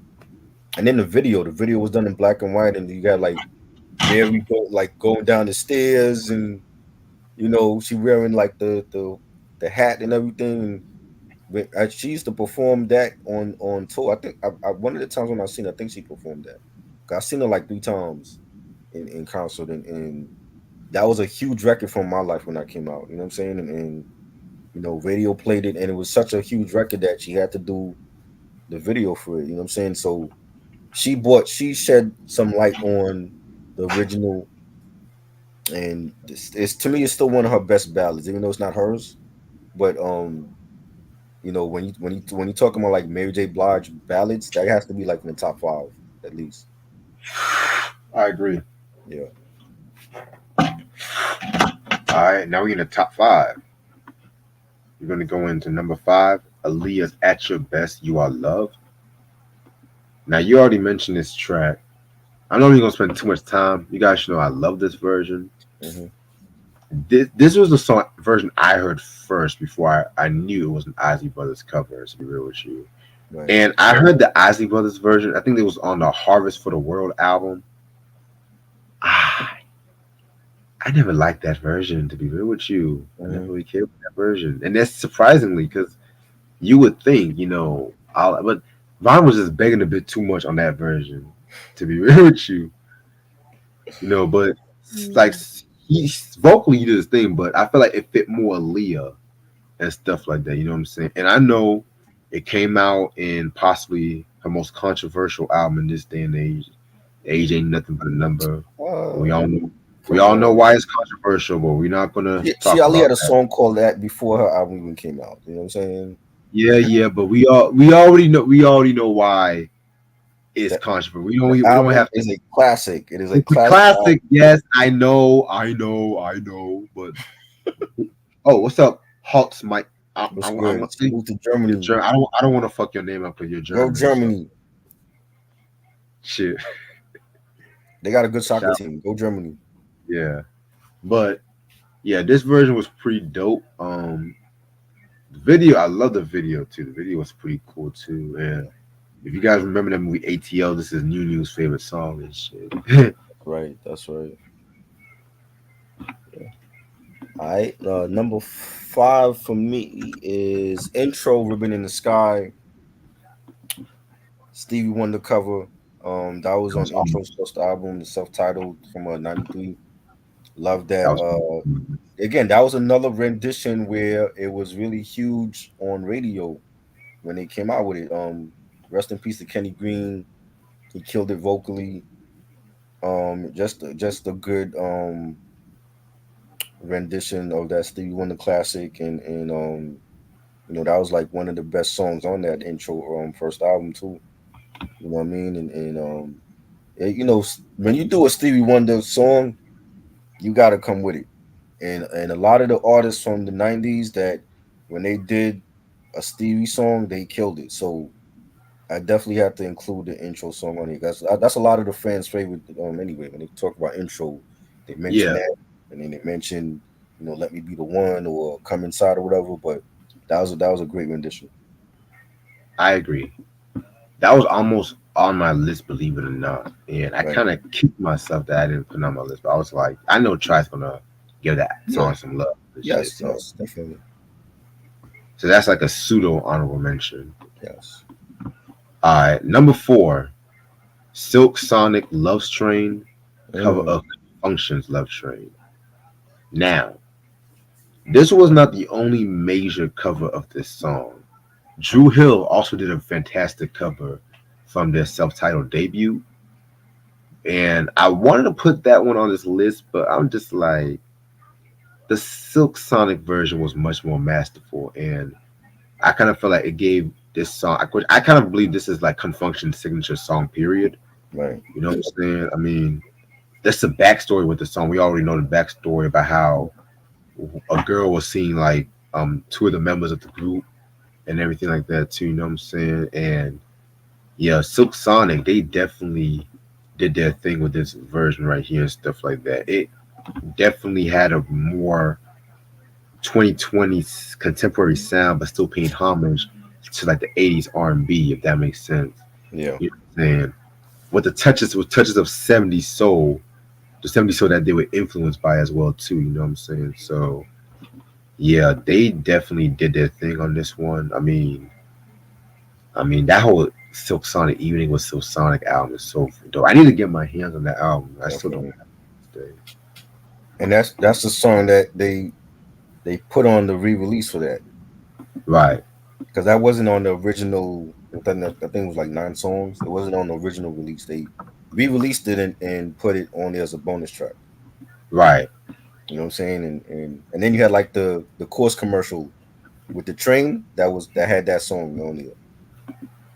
Dope. Yeah, I remember that shit. Yeah. So yeah, that was a good rendition. Number four for me is another Stevie Wonder rendition lately done by Jodeci. Um, it was a huge hit for Jodeci. I saw Jodeci in '92 on the Uptown MCA tour, and they performed that song. The video was being played on BET back then. You know, they had like the white shirts with the black Chicago White Sox fitteds, and you had Devontae at the piano. It was just beautifully sung by Casey and JoJo, and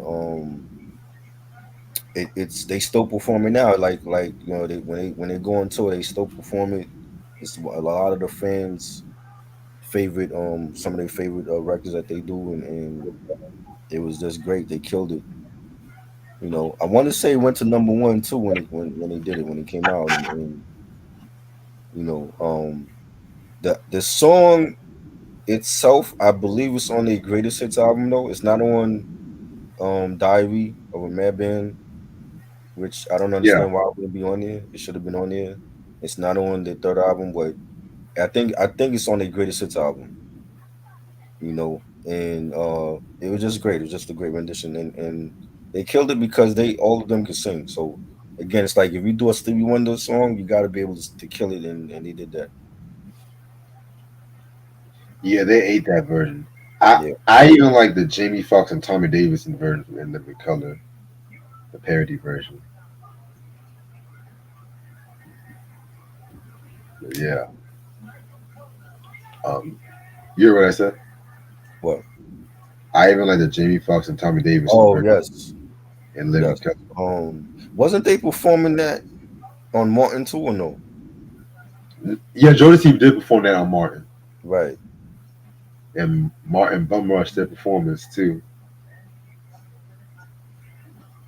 All right, where we at? Number three. Number three. All right, my number three, Smokey Robinson and the Miracles, My Sherry and More, cover of Stevie Wonder's My Sherry and More. Now, a lot of people might not know about this one. This is another Stevie rendition of this. And this came from their 1970 album, What Love Has Joined Together. Very dope album. I think that might be my favorite album they've ever came out with. Even though the album is pretty much all cover songs, but the production and the way they were singing it was very unique. It pretty much was the beginning of like Smokey's traditional sound himself that he would continue on throughout the 70s. But his version of My Sherry and More, wow.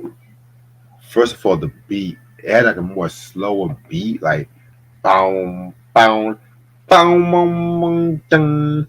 And then Smokey was doing his thing with that song. And then the way him and the Miracles carried that bridge with the la la la la la la la la la, like they were doing that thing. And then it was just a combination of the way he was singing it and that slow kind of bossa nova s slow soul beat and everything. I mean, that's a cover I wish got more recognition. I wish that whole album got more recognition and everything because it's not really an album that you would see a lot like on like streaming site. Well, it is on streaming, like on like buying a physical copy on vinyl because I think it's out of print too. But that's one I recommend you guys looking hard for.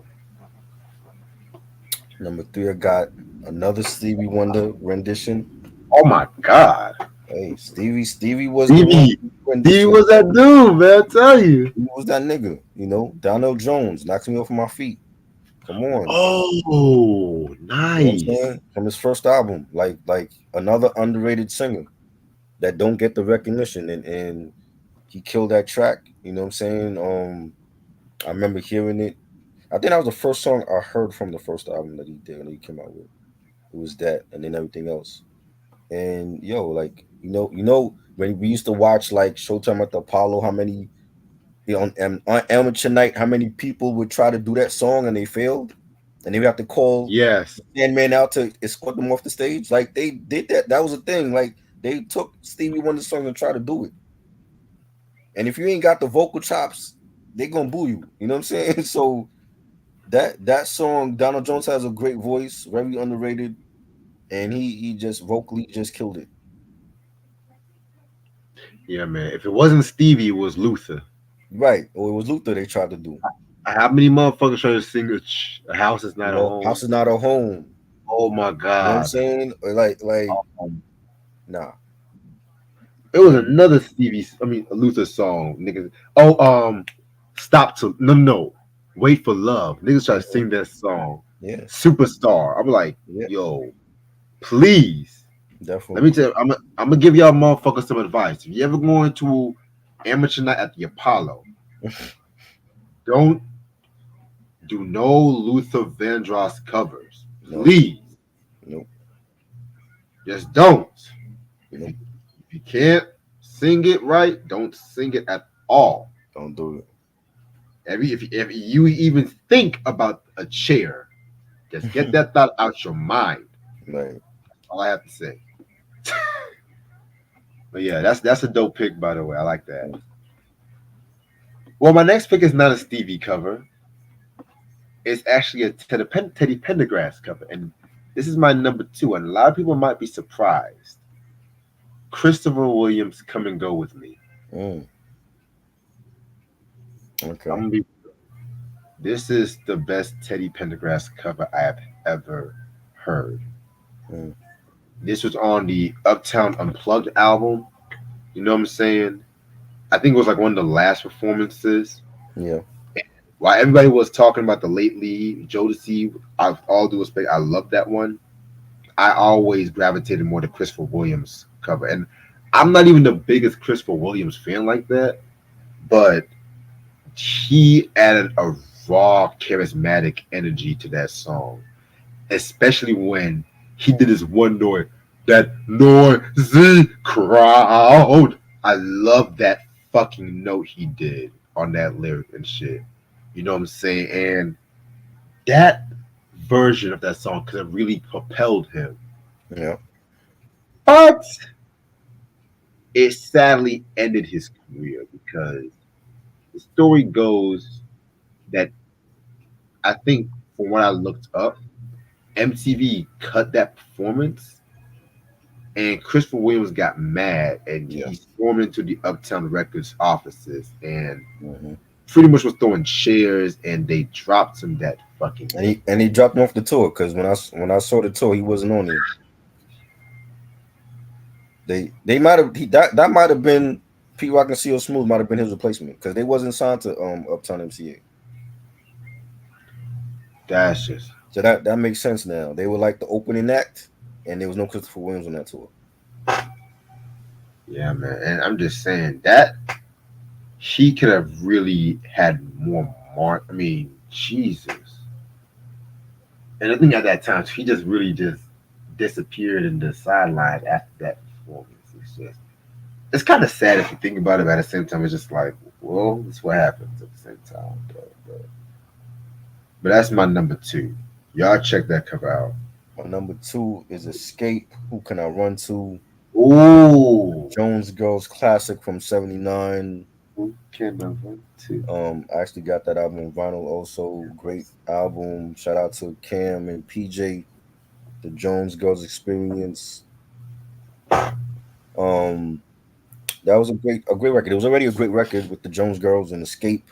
Again, when that song came out from their second album, that song blew up, and it's basically like their signature song now, which is a crazy. It's a rendition song that's become their signature song now.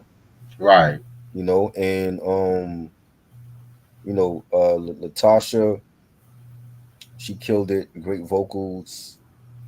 You know, her sister Tamika Scott was great. You know, everybody did their thing. The video was fire. You know, and yeah, it was definitely again. This is a great Escape is a great group vocally. Like all four of them could sing their asses off. You know, it was just done well. You know what I'm saying? And came out in the '90s and it put a focus on the original, and I love it, man. It was great. I agree.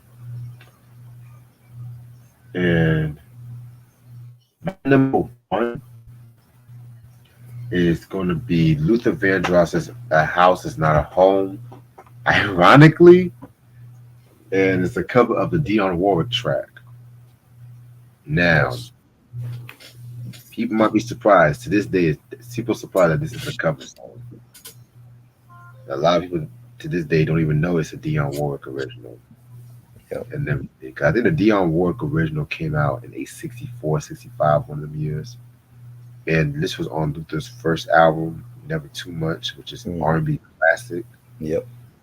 You know what I'm saying? Just the way how Luther started it off, like because the Dionne Warwick original was I think like 2 minutes and 50, while the Luther version I think about clocked to about close to 8 minutes. It was literally an R&B epic. You know what I'm Yeah. saying? Luther ad libbed the fuck out of song. Say you're gonna be what you're gonna be. Say you're gonna be what's gonna be what's gonna be. Hmm. Well, so many quotables on that one. Twister. But yes, Twister. But to Hmm. me, what has really propelled the song to legendary status, the 1988 NAACP performance he did to Dionne Warwick, Yeah. one of the all-time best live performances I've ever seen. You know what I'm saying? And he had everybody mesmerized on that. You know what I'm saying? Luther is literally one of a kind. To me, he's a single best male singer in R&B history, in my personal opinion. I cannot wait till that documentary comes out. I really cannot wait. I feel like it's definitely well much. And a lot of documentaries are coming out. We have Old Dirty Bastards coming out next month. That actually came out today, I think, right? I thought it was coming out next month in A&E. I thought it was tonight. What? I thought it was tonight, if I'm not I thought mistaken. it was August. Damn, It's if that August. damn that came out tonight, I wouldn't even be doing this shit. Hold up. No, no, let me stop. Let me stop. I would be still doing this shit. I'll probably have that shit recorded. But yeah, um, this song, "A House Not a Home," is definitely one of my all-time favorites from Luther Vandross. You know what I'm saying? Dionne Walker, I think, like one of his biggest influences, anytime too. So that's my number one best R&B cover. So number one for me is the great late Whitney Houston You know the song Dolly Parton, Yes. "I Will Always Love You" from the Bodyguard soundtrack. I think it was better than Dolly's version. And Whitney just put the soul into it, great vocally. You know, that song was everywhere. I get tired of hearing it. You know, and I've heard the soundtrack. There was none of those other songs on the soundtrack was fucking with that song. You know what I'm saying? They didn't even really need a soundtrack. Just put the song out from the movie and it stole the soul. Right. And Whitney was just great at having songs on soundtracks, and it was like number one for weeks. You know, I don't want to say that's her signature song now. Like it's up there, maybe top two. You know what I'm saying? But she just killed it, man. It was great. You know, just the whole build up from the beginning. You know, all the way to the end. It was just great. We lost a legend. Definitely. Do we have any honorable mentions? I have two. Okay, I got three. Okay. This one might call this a cover, one might not call this a cover. Hmm. Both cover and the original were both written by the same songwriters. I call it a pseudo cover. Diana Ross's "Ain't No Mountain High Enough" Oh, of Marvin Gaye and Tammy Terrell's "Ain't No Mountain High Enough." Now, I hated this song at first. This cover. You guys noticed, so I hated this cover because Diana was doing some weird spoken word shit like "If you need me, call me," like, and then you would think she's about to start singing, then she does the oh, and then you wait till like three minutes in, and all of a sudden it's like "Ain't no mountain high enough." The best part, the whole Broadway kind of soul, and then she's singing it. But then re-listening to the song now, I have a new appreciation for it. I feel like it's kind of unique and it's like a nice build up. I don't know if I would have put it that long, in my oh, personal opinion, but the way how that second half and then the gospel choir comes in there, there ain't no mountain high enough. And it just always gives me chills when I hear that shit. Like, and anytime you see her perform that shit live, though, she always nailed that fucking shit. Like, that's oh, my first honorable mention. And my last honorable mention is Simply Red. If you don't know me by oh, now, cover of Harold Melville and the Blue Notes. nice. Very, you guys know I'm a huge Simply Red fan. You guys Hmm. should know. I want to say this was a cover on the Stars album from '89, which I think I do. No, not the Star. I think it's a New Flame. The one from '89. I gotta look at that one. Right. Um, love that record. You know what I'm saying? Of course, this one is not touching. Like I said, you can't touch Teddy Pendergrass vocally, man. But again, Mick did his thing on this one and shit. You know what I'm saying? I mean, Yeah. way how that motherfucker. What I like about him compared to certain other Blue Eye Soul singers with that, he don't try to blacken his voice when he tries to cover an R&B. Because I've heard certain Blue Eye Soul artists try to blacken up their voice, or rock artists try to black. I'm just like, okay, stop it, stop it. Like, I remember when John Lennon tried to cover Benny King's "Stand by Me." Oh my fucking god, I did not like that cover, and I Hmm. know a lot of people love that cover, but John is not. John is not a howling wolf singer. You know what I'm saying? He's not a like him trying to like growl. I'm just like, no, no, no, no, John. No, You're John, that's not you. no. Step stick it to down. your instant karma is gonna get you. Stick to Yeah. your imagine. Strawberry. Right. Yeah, strawberry. your Peach.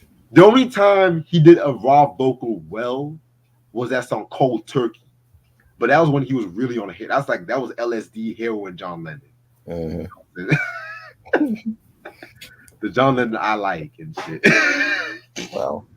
Must be the drugs. It must be the drugs that get you up. It must be the drugs. Mm-mm-mm. Let me Yeah. stop. But yeah, Mick does not blacken up his voice. He knows his limitations and shit. I might have to do another video. I might talk about that because Thinking about that now, there's been a lot of white. I'm gonna let you say your alma mater. I'm gonna say what I have to say. All right. Mary J. Blige with Sweet Thing. Mm. Shaka Khan classic from Mary put it on What's the Phone one. That was a great rendition. Mary got the vocals to do it, and she killed it. And Shaka loved it. Definitely that could have been. I remember when they were playing that on the radio back then when the album came out, and I guess we all thought it was gonna be a single, but there was no video for it. But Mary did her thing. Um, I got In Vogue with giving him something he can feel. Aretha Franklin, classic ballad. In Vogue killed it. That was a single. They came out, with the video with the red dresses on and the black gloves and the hair and makeup was all done and they were looking sexy in that video. You know what I'm saying? And yeah, they killed it. Each one of them killed it on that. And was that from Funky Divas? Great album. Um, and I got Faith Evans and Mary J. Blige with Love Don't Live Here Anymore from the first Faith album. And I know there was drama with them when they recorded that song, but I think they were great together. I think Faith Evans is another underrated singer that was great songwriter as well. Mary killed it. It's a shame we didn't get more collabs with them. But that's like one of those renditions that go under the radar. You know what I'm saying? I don't know why. I think Faith Evans' first album was a classic. And unfortunately, nobody talks about that one. But I thought it was a good one. The Rolls Royce record. Dope. Yeah, man. Dope ass fucking list though. Yeah. All right. But yeah, like I was gonna say this one thing, but I don't know. I remember like listening to a lot of classic rock acts like Rolling Stones and a lot of them niggas cover a lot of Hmm. blacks. And the amount of times these motherfuckers try to blacken up their voice is hilarious. Hmm. Mick Jagger. Have you ever heard of I think Mick Jagger tried to cover it was a James Brown song and shit like that. And shit like that. It was like, come on now. It's like that's what these niggas they take so many drugs, they think they can do anything and shit. Yeah. Who else? Who else? Anytime any motherfucker try to cover a Chuck Berry song, that's another motherfucker Yeah. and shit too. It's like they think they can, when they touch any of the Al song, they think they can automatically just feel the soul in them. You know what I'm saying? Michael Bolton, Michael Bolton. Mhm. His whole discography is just cover songs. But I think when they meet artists like James Brown and Chuck Berry, Little Richard, they automatically have respect for them because they know that's blues, that's soul music right there. And if you're a singer like Mick Jagger or Steven Tyler and you cover a song like that, you got to put soul in your vocals because you're not doing a rock song if you're covering a Little Richard record or James Brown. I mean, you got a point. You know what I'm saying? So that could explain why they tried to like soul up their vocals or whatever. You know, Hell, think as far back as like Pat Boone, right? another dude that like to steal out of our records and shit. He sounded mad white, and one thing I like about Pat Boone, he didn't sound no soul. He sounded white as fuck. Hmm. Tutti frutti, oh hey, like he sounded white as hell and shit. But then Michael Yeah. Bolton, I was like this nigga. Mind you, Michael Bolton used to be a heavy metal singer. Niggas don't Hmm. even shit. He used to be in a heavy metal group. I All of a didn't know sudden, that. yeah, now he's doing all this How dark. did he go from heavy metal to R&B? I don't even know. I wouldn't even call it R&B. I call it adult contemporary bullshit. Adult contemporary bullshit. Oh. I never liked that Richard Marx, Brian. I never liked that fucking sound. Brian That, Adams. I only like the song he did from Robin Hood. That's the only I, song I mean, like. I don't even like that sound. It's all sounded like to me. I hate that white T-shirt.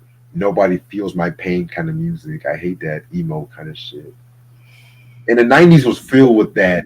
They thought that shit was so anti-establishment. Looking back now, that shit was kind of lame, low key. Like niggas like Nirvana, they did that shit the best. Like, cause Nirvana was really anti-establishment, and then Rage Against the Machine, Bjork, people like that. But all these motherfuckers and their feelings and shit. I'm a hard guy, but I have a soft side inside of me. It's like think all your favorite pop artists in the '90s. Their first song, party song. Next song, another kind of party song. But that third single, we're gonna slow it down for the women. Like Poison, every rose has its thorn.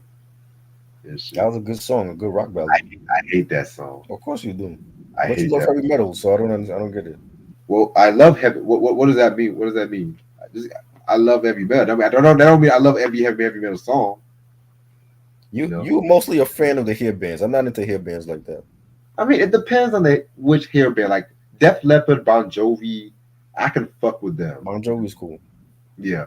Poison, no, no, no, no. Aerosmith, you not a fan of them? It depends which Aerosmith you're talking about. 70s Aerosmith. Love, well, 74 to 76. That's the Aerosmith I like from the 70s. My era of Aerosmith was the 80s and 90s. So Yeah, 80s is 85 to 89 for me. After 89, I checked out. I didn't care for Get a Grip. right, Get a Grip has some good songs, but that was the classic album. beginning. That was the beginning of Sex Symbol, Steven Tyler. Classic. They have their biggest hits in the 90s, I man. hated Amazing. You're I hated crazy. Crying. Crazy was cool for a little bit, but it got annoying. Jenny's got a gun. You don't like that? JD's got a gun. Yeah, Classic. That definitely. that whole Pump album was fire. Love Hmm. in the Elevator. Yeah. Um, Dude that looks like a lady. You ain't like that one? love that song. You Ooh, like that one? Okay. yeah, of course. So you like the latest shit then, mostly. Yeah, like the middle, like when it comes to like the Aerosmith, like '85, when Joe Perry came back to the group in Hmm. '85, that Done with Mirrors album, that's the shit from the '80s. I love that Hmm. dark metal, but that was a commercial failure. So what Right. do? They embraced the MTV culture And and they gave this on the had biggest all hit. these goofy music videos and shit with Steven Tyler doing some weird soccer mom dancing and shit like that. And then Well, boom, some of the biggest hits in the career. 90s. That's what Yeah, yeah, MTV helped they them. did. But if you mentioned I don't want to miss a thing, I That hate one that. was great. I hate that fucking Oh record. my God. Why you Hate so that. Hate that fucking record. See, that was them doing that whole adult contemporary shit 8 years too late. If they would have done that it shit worked in for them 90, though? you said what? It worked for them because where was the other heavy metal? Where was Poison in the 90s and White Snake and Def Leppard? Where were they? Def Leppard was still around. What you mean? Hold up. Were they coming out with big hits They were at that still time? they were still coming out with hits in the late '90s. They weren't coming out as much bigger hits as they were, but Hmm. they still held on compared to some of the glam metal groups. Now Poison, yeah, fuck Poison.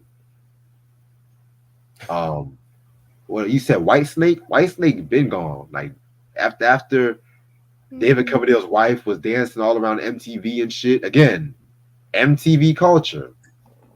Embrace that fucking shit. Boom. I'm telling you, these motherfuckers, they thought they could have, these white people were doing all these weird dancing, all these having gyrating in these music videos. They thought they were doing the best thing ever. They shit look corny at the end of the day. That shit, a lot of that shit ruined their creativity. Remember that nigga, Christopher Cross? Yep. Remember how The Sailing nigga. Dylan, Ride Like the Wind, Arthur's theme? Remember how big he was in the 80s? Hmm. MTV happened. He tried to incorporate that shit. Where's Christopher Cross now? Yeah, but he was like yacht rock. That shit wasn't popping in the 90s though. Yeah, but wasn't Michael McDonald yacht rock and he was still popular throughout the 80s though? He was, but Ah, it was like he got more popular with the sampling though. That's what really kept him relevant. You know what I'm saying? The true, artists were sampling his stuff. true, but The song he did with Patti LaBelle from Running Scared, that was a huge hit. On I my own, love that. on On my our own is own, a I classic. love this record. Yeah, you know what I'm saying? There was what's the other song he did? Sweet Freedom, I think it's called. Classic. That was a classic record too. I got that on vinyl actually. And mind you, he did a lot of covers, Motown covers too, but he didn't Yeah. blacken up his voice because he has a distinctive voice. I keep forget when I did. You do. He like he was actually a white man I would call soulful. I'm not gonna hold you. Yes. He's a authentically soulful white man. Even now, like he did Tiny Desk during the pandemic. Yes. Ooh, don't get me started, man. Yeah. Honestly, I put Michael McDonald over Daryl Hall. I love Daryl Hall, but yeah, but Mike McDonald, he's Mike McDonald. Mm-hmm. He's what Justin Timberlake wants to be. Oh my god. Please stop. Let's be real. Let's be real. Because we know Michael McDonald, we can invite his ass. I don't see Michael McDonald and Justin Timberlake. You know, I'm just fucking. No, I'm just fucking. That's Justin. Who's another motherfucker? Robert Palmer. Another Robert Palmer. Yes. Mm-hmm. He embraced the MTV era, but he maintained his craft. Yeah. Shit. But MTV was just a blessing and a curse for a lot of these motherfuckers. Mm-hmm.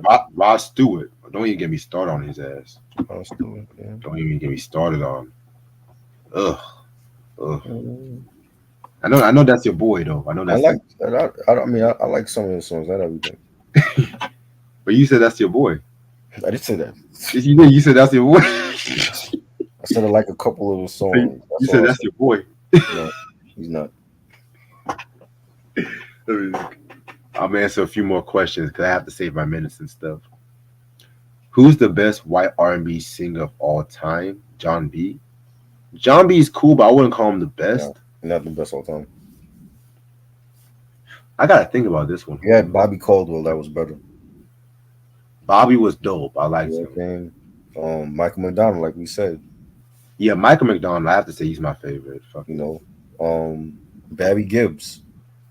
Ooh, very underrated. PGs, yeah. Very underrated singer. Hell, I'll do you one better. Frankie Valli. Yeah, I agree. Yeah, another soulful white motherfucker. Joe Cocker. Oh shit! What you know about Joe Cocker? What you know about Joe Cocker? What you know about Joe Cocker, man? What? I know Joe Cocker. I didn't think you liked this crazy singing ass nigga. Yeah, but you don't. I never liked Up Where We Belong. I never liked that song. Oh man, what? That was a classic record. What you talking about? I never like. It's too schmaltzy. It's too schmaltzy. What does that mean, yo? It's too schmaltzy. It's like it's trying so hard to be sentimental. It's like because Joe Cocker's a weird looking dude. Let's be real. Joe Cocker's a weird looking dude. And I think her name was Jennifer Garner, whatever her name was. Mm-hmm. She's a weird looking white woman. You put them two together, it's just like okay. What in the world? It's just too schmaltzy. Okay. That's let me type that word. Hold on. Schmaltzy. That's actually a word, y'all. Schmaltzy. Wow. It's just too schmaltzy. That sounds like some Seinfeld shit. Did you get that from Seinfeld or something? Now, why is it everything I have to get from Seinfeld? Jerry Seinfeld. It sounds like some corny shit he would say. Jerry Seinfeld is not the master of my domain. Okay. That you never heard that word before, schmaltzy?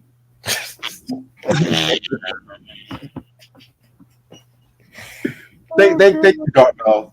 For once, I agree. Extremely or excessively sentimental musical art. Thank you. You're saying it's too sentimental. That's what you're saying. Yeah, it's too sentimental. There's many songs that's black that's sentimental. You know what I'm saying? Name one song. Broken Hearted. Brandy. Well, she was actually broken hearted and shit. About 1 year. Broken hearted about 1 year. I mean, I don't know what Wanye did, man, but shit. He put the dick on her. That's what happened, and then he cheated. He got on bending knee till the water ran dry. Wasn't he dating Brandy when she was underage? You know what? No, why near you, dog? I Why don't isn't he locked up? know. I Why isn't don't he locked up? know. I don't know. I don't know. No, no, no, Hmm, no, no, no, no. Don't crazy, put me in this shit. No. crazy. Didn't Randy fuck up one of them immature niggas' eyes and shit too? Yeah, the brand. Yeah, that was Romeo or something. That nigga. She was a fucking menace. What the He fuck? fuck. I don't know how he fucked. She fucked up his eye. Fucking menace. Yeah, I saw him. I saw him on some podcast talking about that. That she fucked up his eye. She was a fucking menace. That's when the Moesha came out of her. Right? Why she didn't do that to Monica when Monica was fucking her up? Why? You Because know? Monica would have clocked her ass. Yeah. Monica brought out Gunica.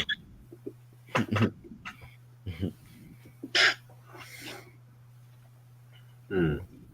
Oh, there's another white army motherfucker. Phil Collins. You know I don't like Phil Collins like that. Phil Collins is great. He is He, great. yeah, he's decent to me. I don't see the hype Of that course people you have. don't. I just don't see it. One more night. That was an okay song. Come on, man. Take a look at me now. I never liked that song. You crazy. You Easy Lover with Philip Bailey. What? You bugging. Trash. You bugging. You wildin'. See, I don't just like Justin Timberlake. I like Phil Tell me, Collins. Philip Col- Philip Bailey thought that the I Am album was sentimental. So you doing this crap with Easy Look? Come on, man. Oh, Lord. Come on, Phil. You bugging. Kenny Loggins. He was Oh, good. you know I fuck with Kenny. Yeah. Before Danger Zone and all that. Yeah, before Yes. that Footloose shit. I never This liked is Footloose. it. Never liked Footloose. Make It's never no my friend. I never liked mistake. Yeah, you are Danger this. Zone. I prefer Danger Zone over Footloose. And Top Gun to me was a better film. I never cared. I never liked Footloose like that. I I thought it was never cared for overrated. both of them movies. Like, I mean, I'd rather watch Footloose because I like Kevin Bacon, but you know, I don't fuck with Tom Cruise. I didn't care for Footloose. It was overrated. Like, oh, a town that can't dance. So what else? What else? That was the only interesting thing about the movie. What else is going on? It was like the '80s Saturday Night Fever. You know what I mean? They outlawed dancing in the town. What town does that? You notice there's no black people in that movie, right?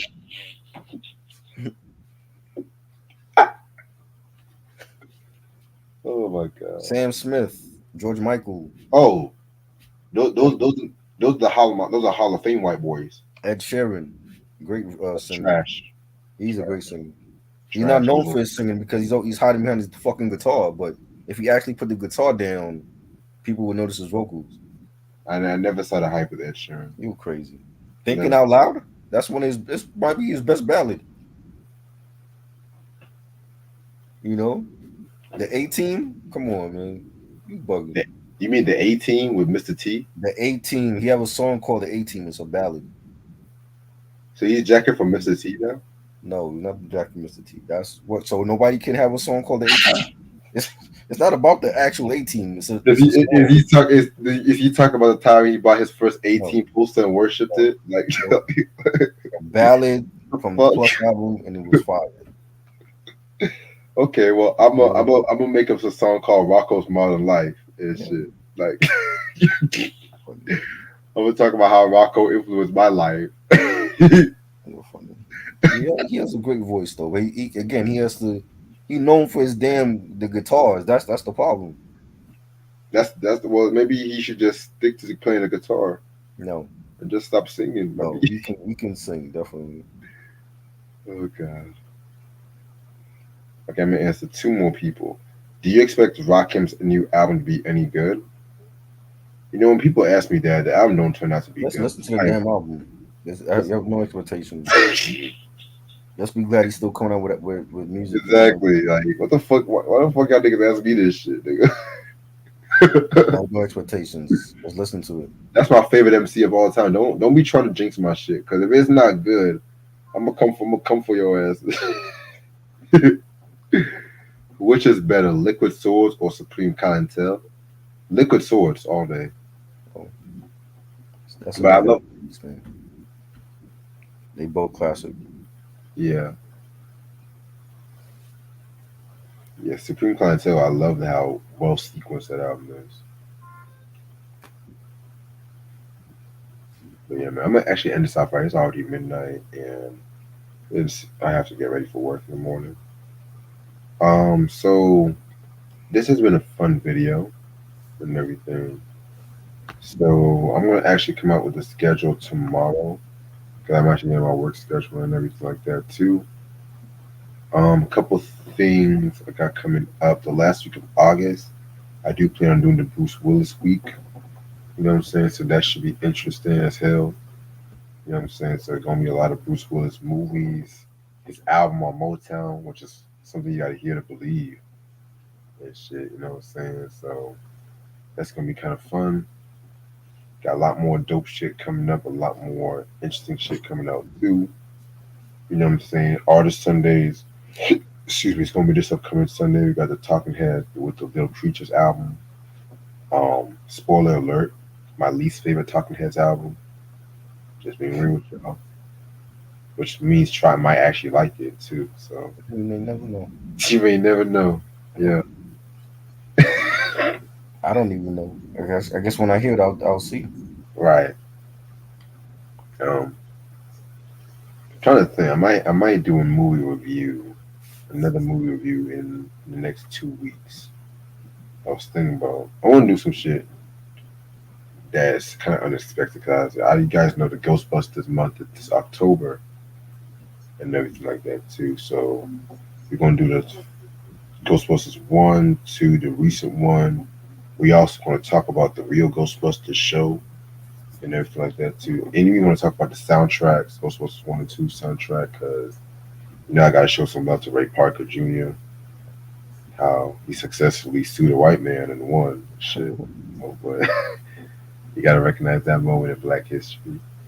But yeah, anything you want to say before we head out? Nope. All right. So, in case you guys missed the review, we did a review on Kross's Young Rich and Dangerous album. This album is actually out of print, so if you can find this album, it's very, very, very cheap online and everything. So definitely recommended. It's actually my favorite album from them. If you guys don't know, and that's all. Make sure y'all subscribe and like this video if you guys want some more dope shit. And I'll see y'all later. Peace, All truck. right. Peace.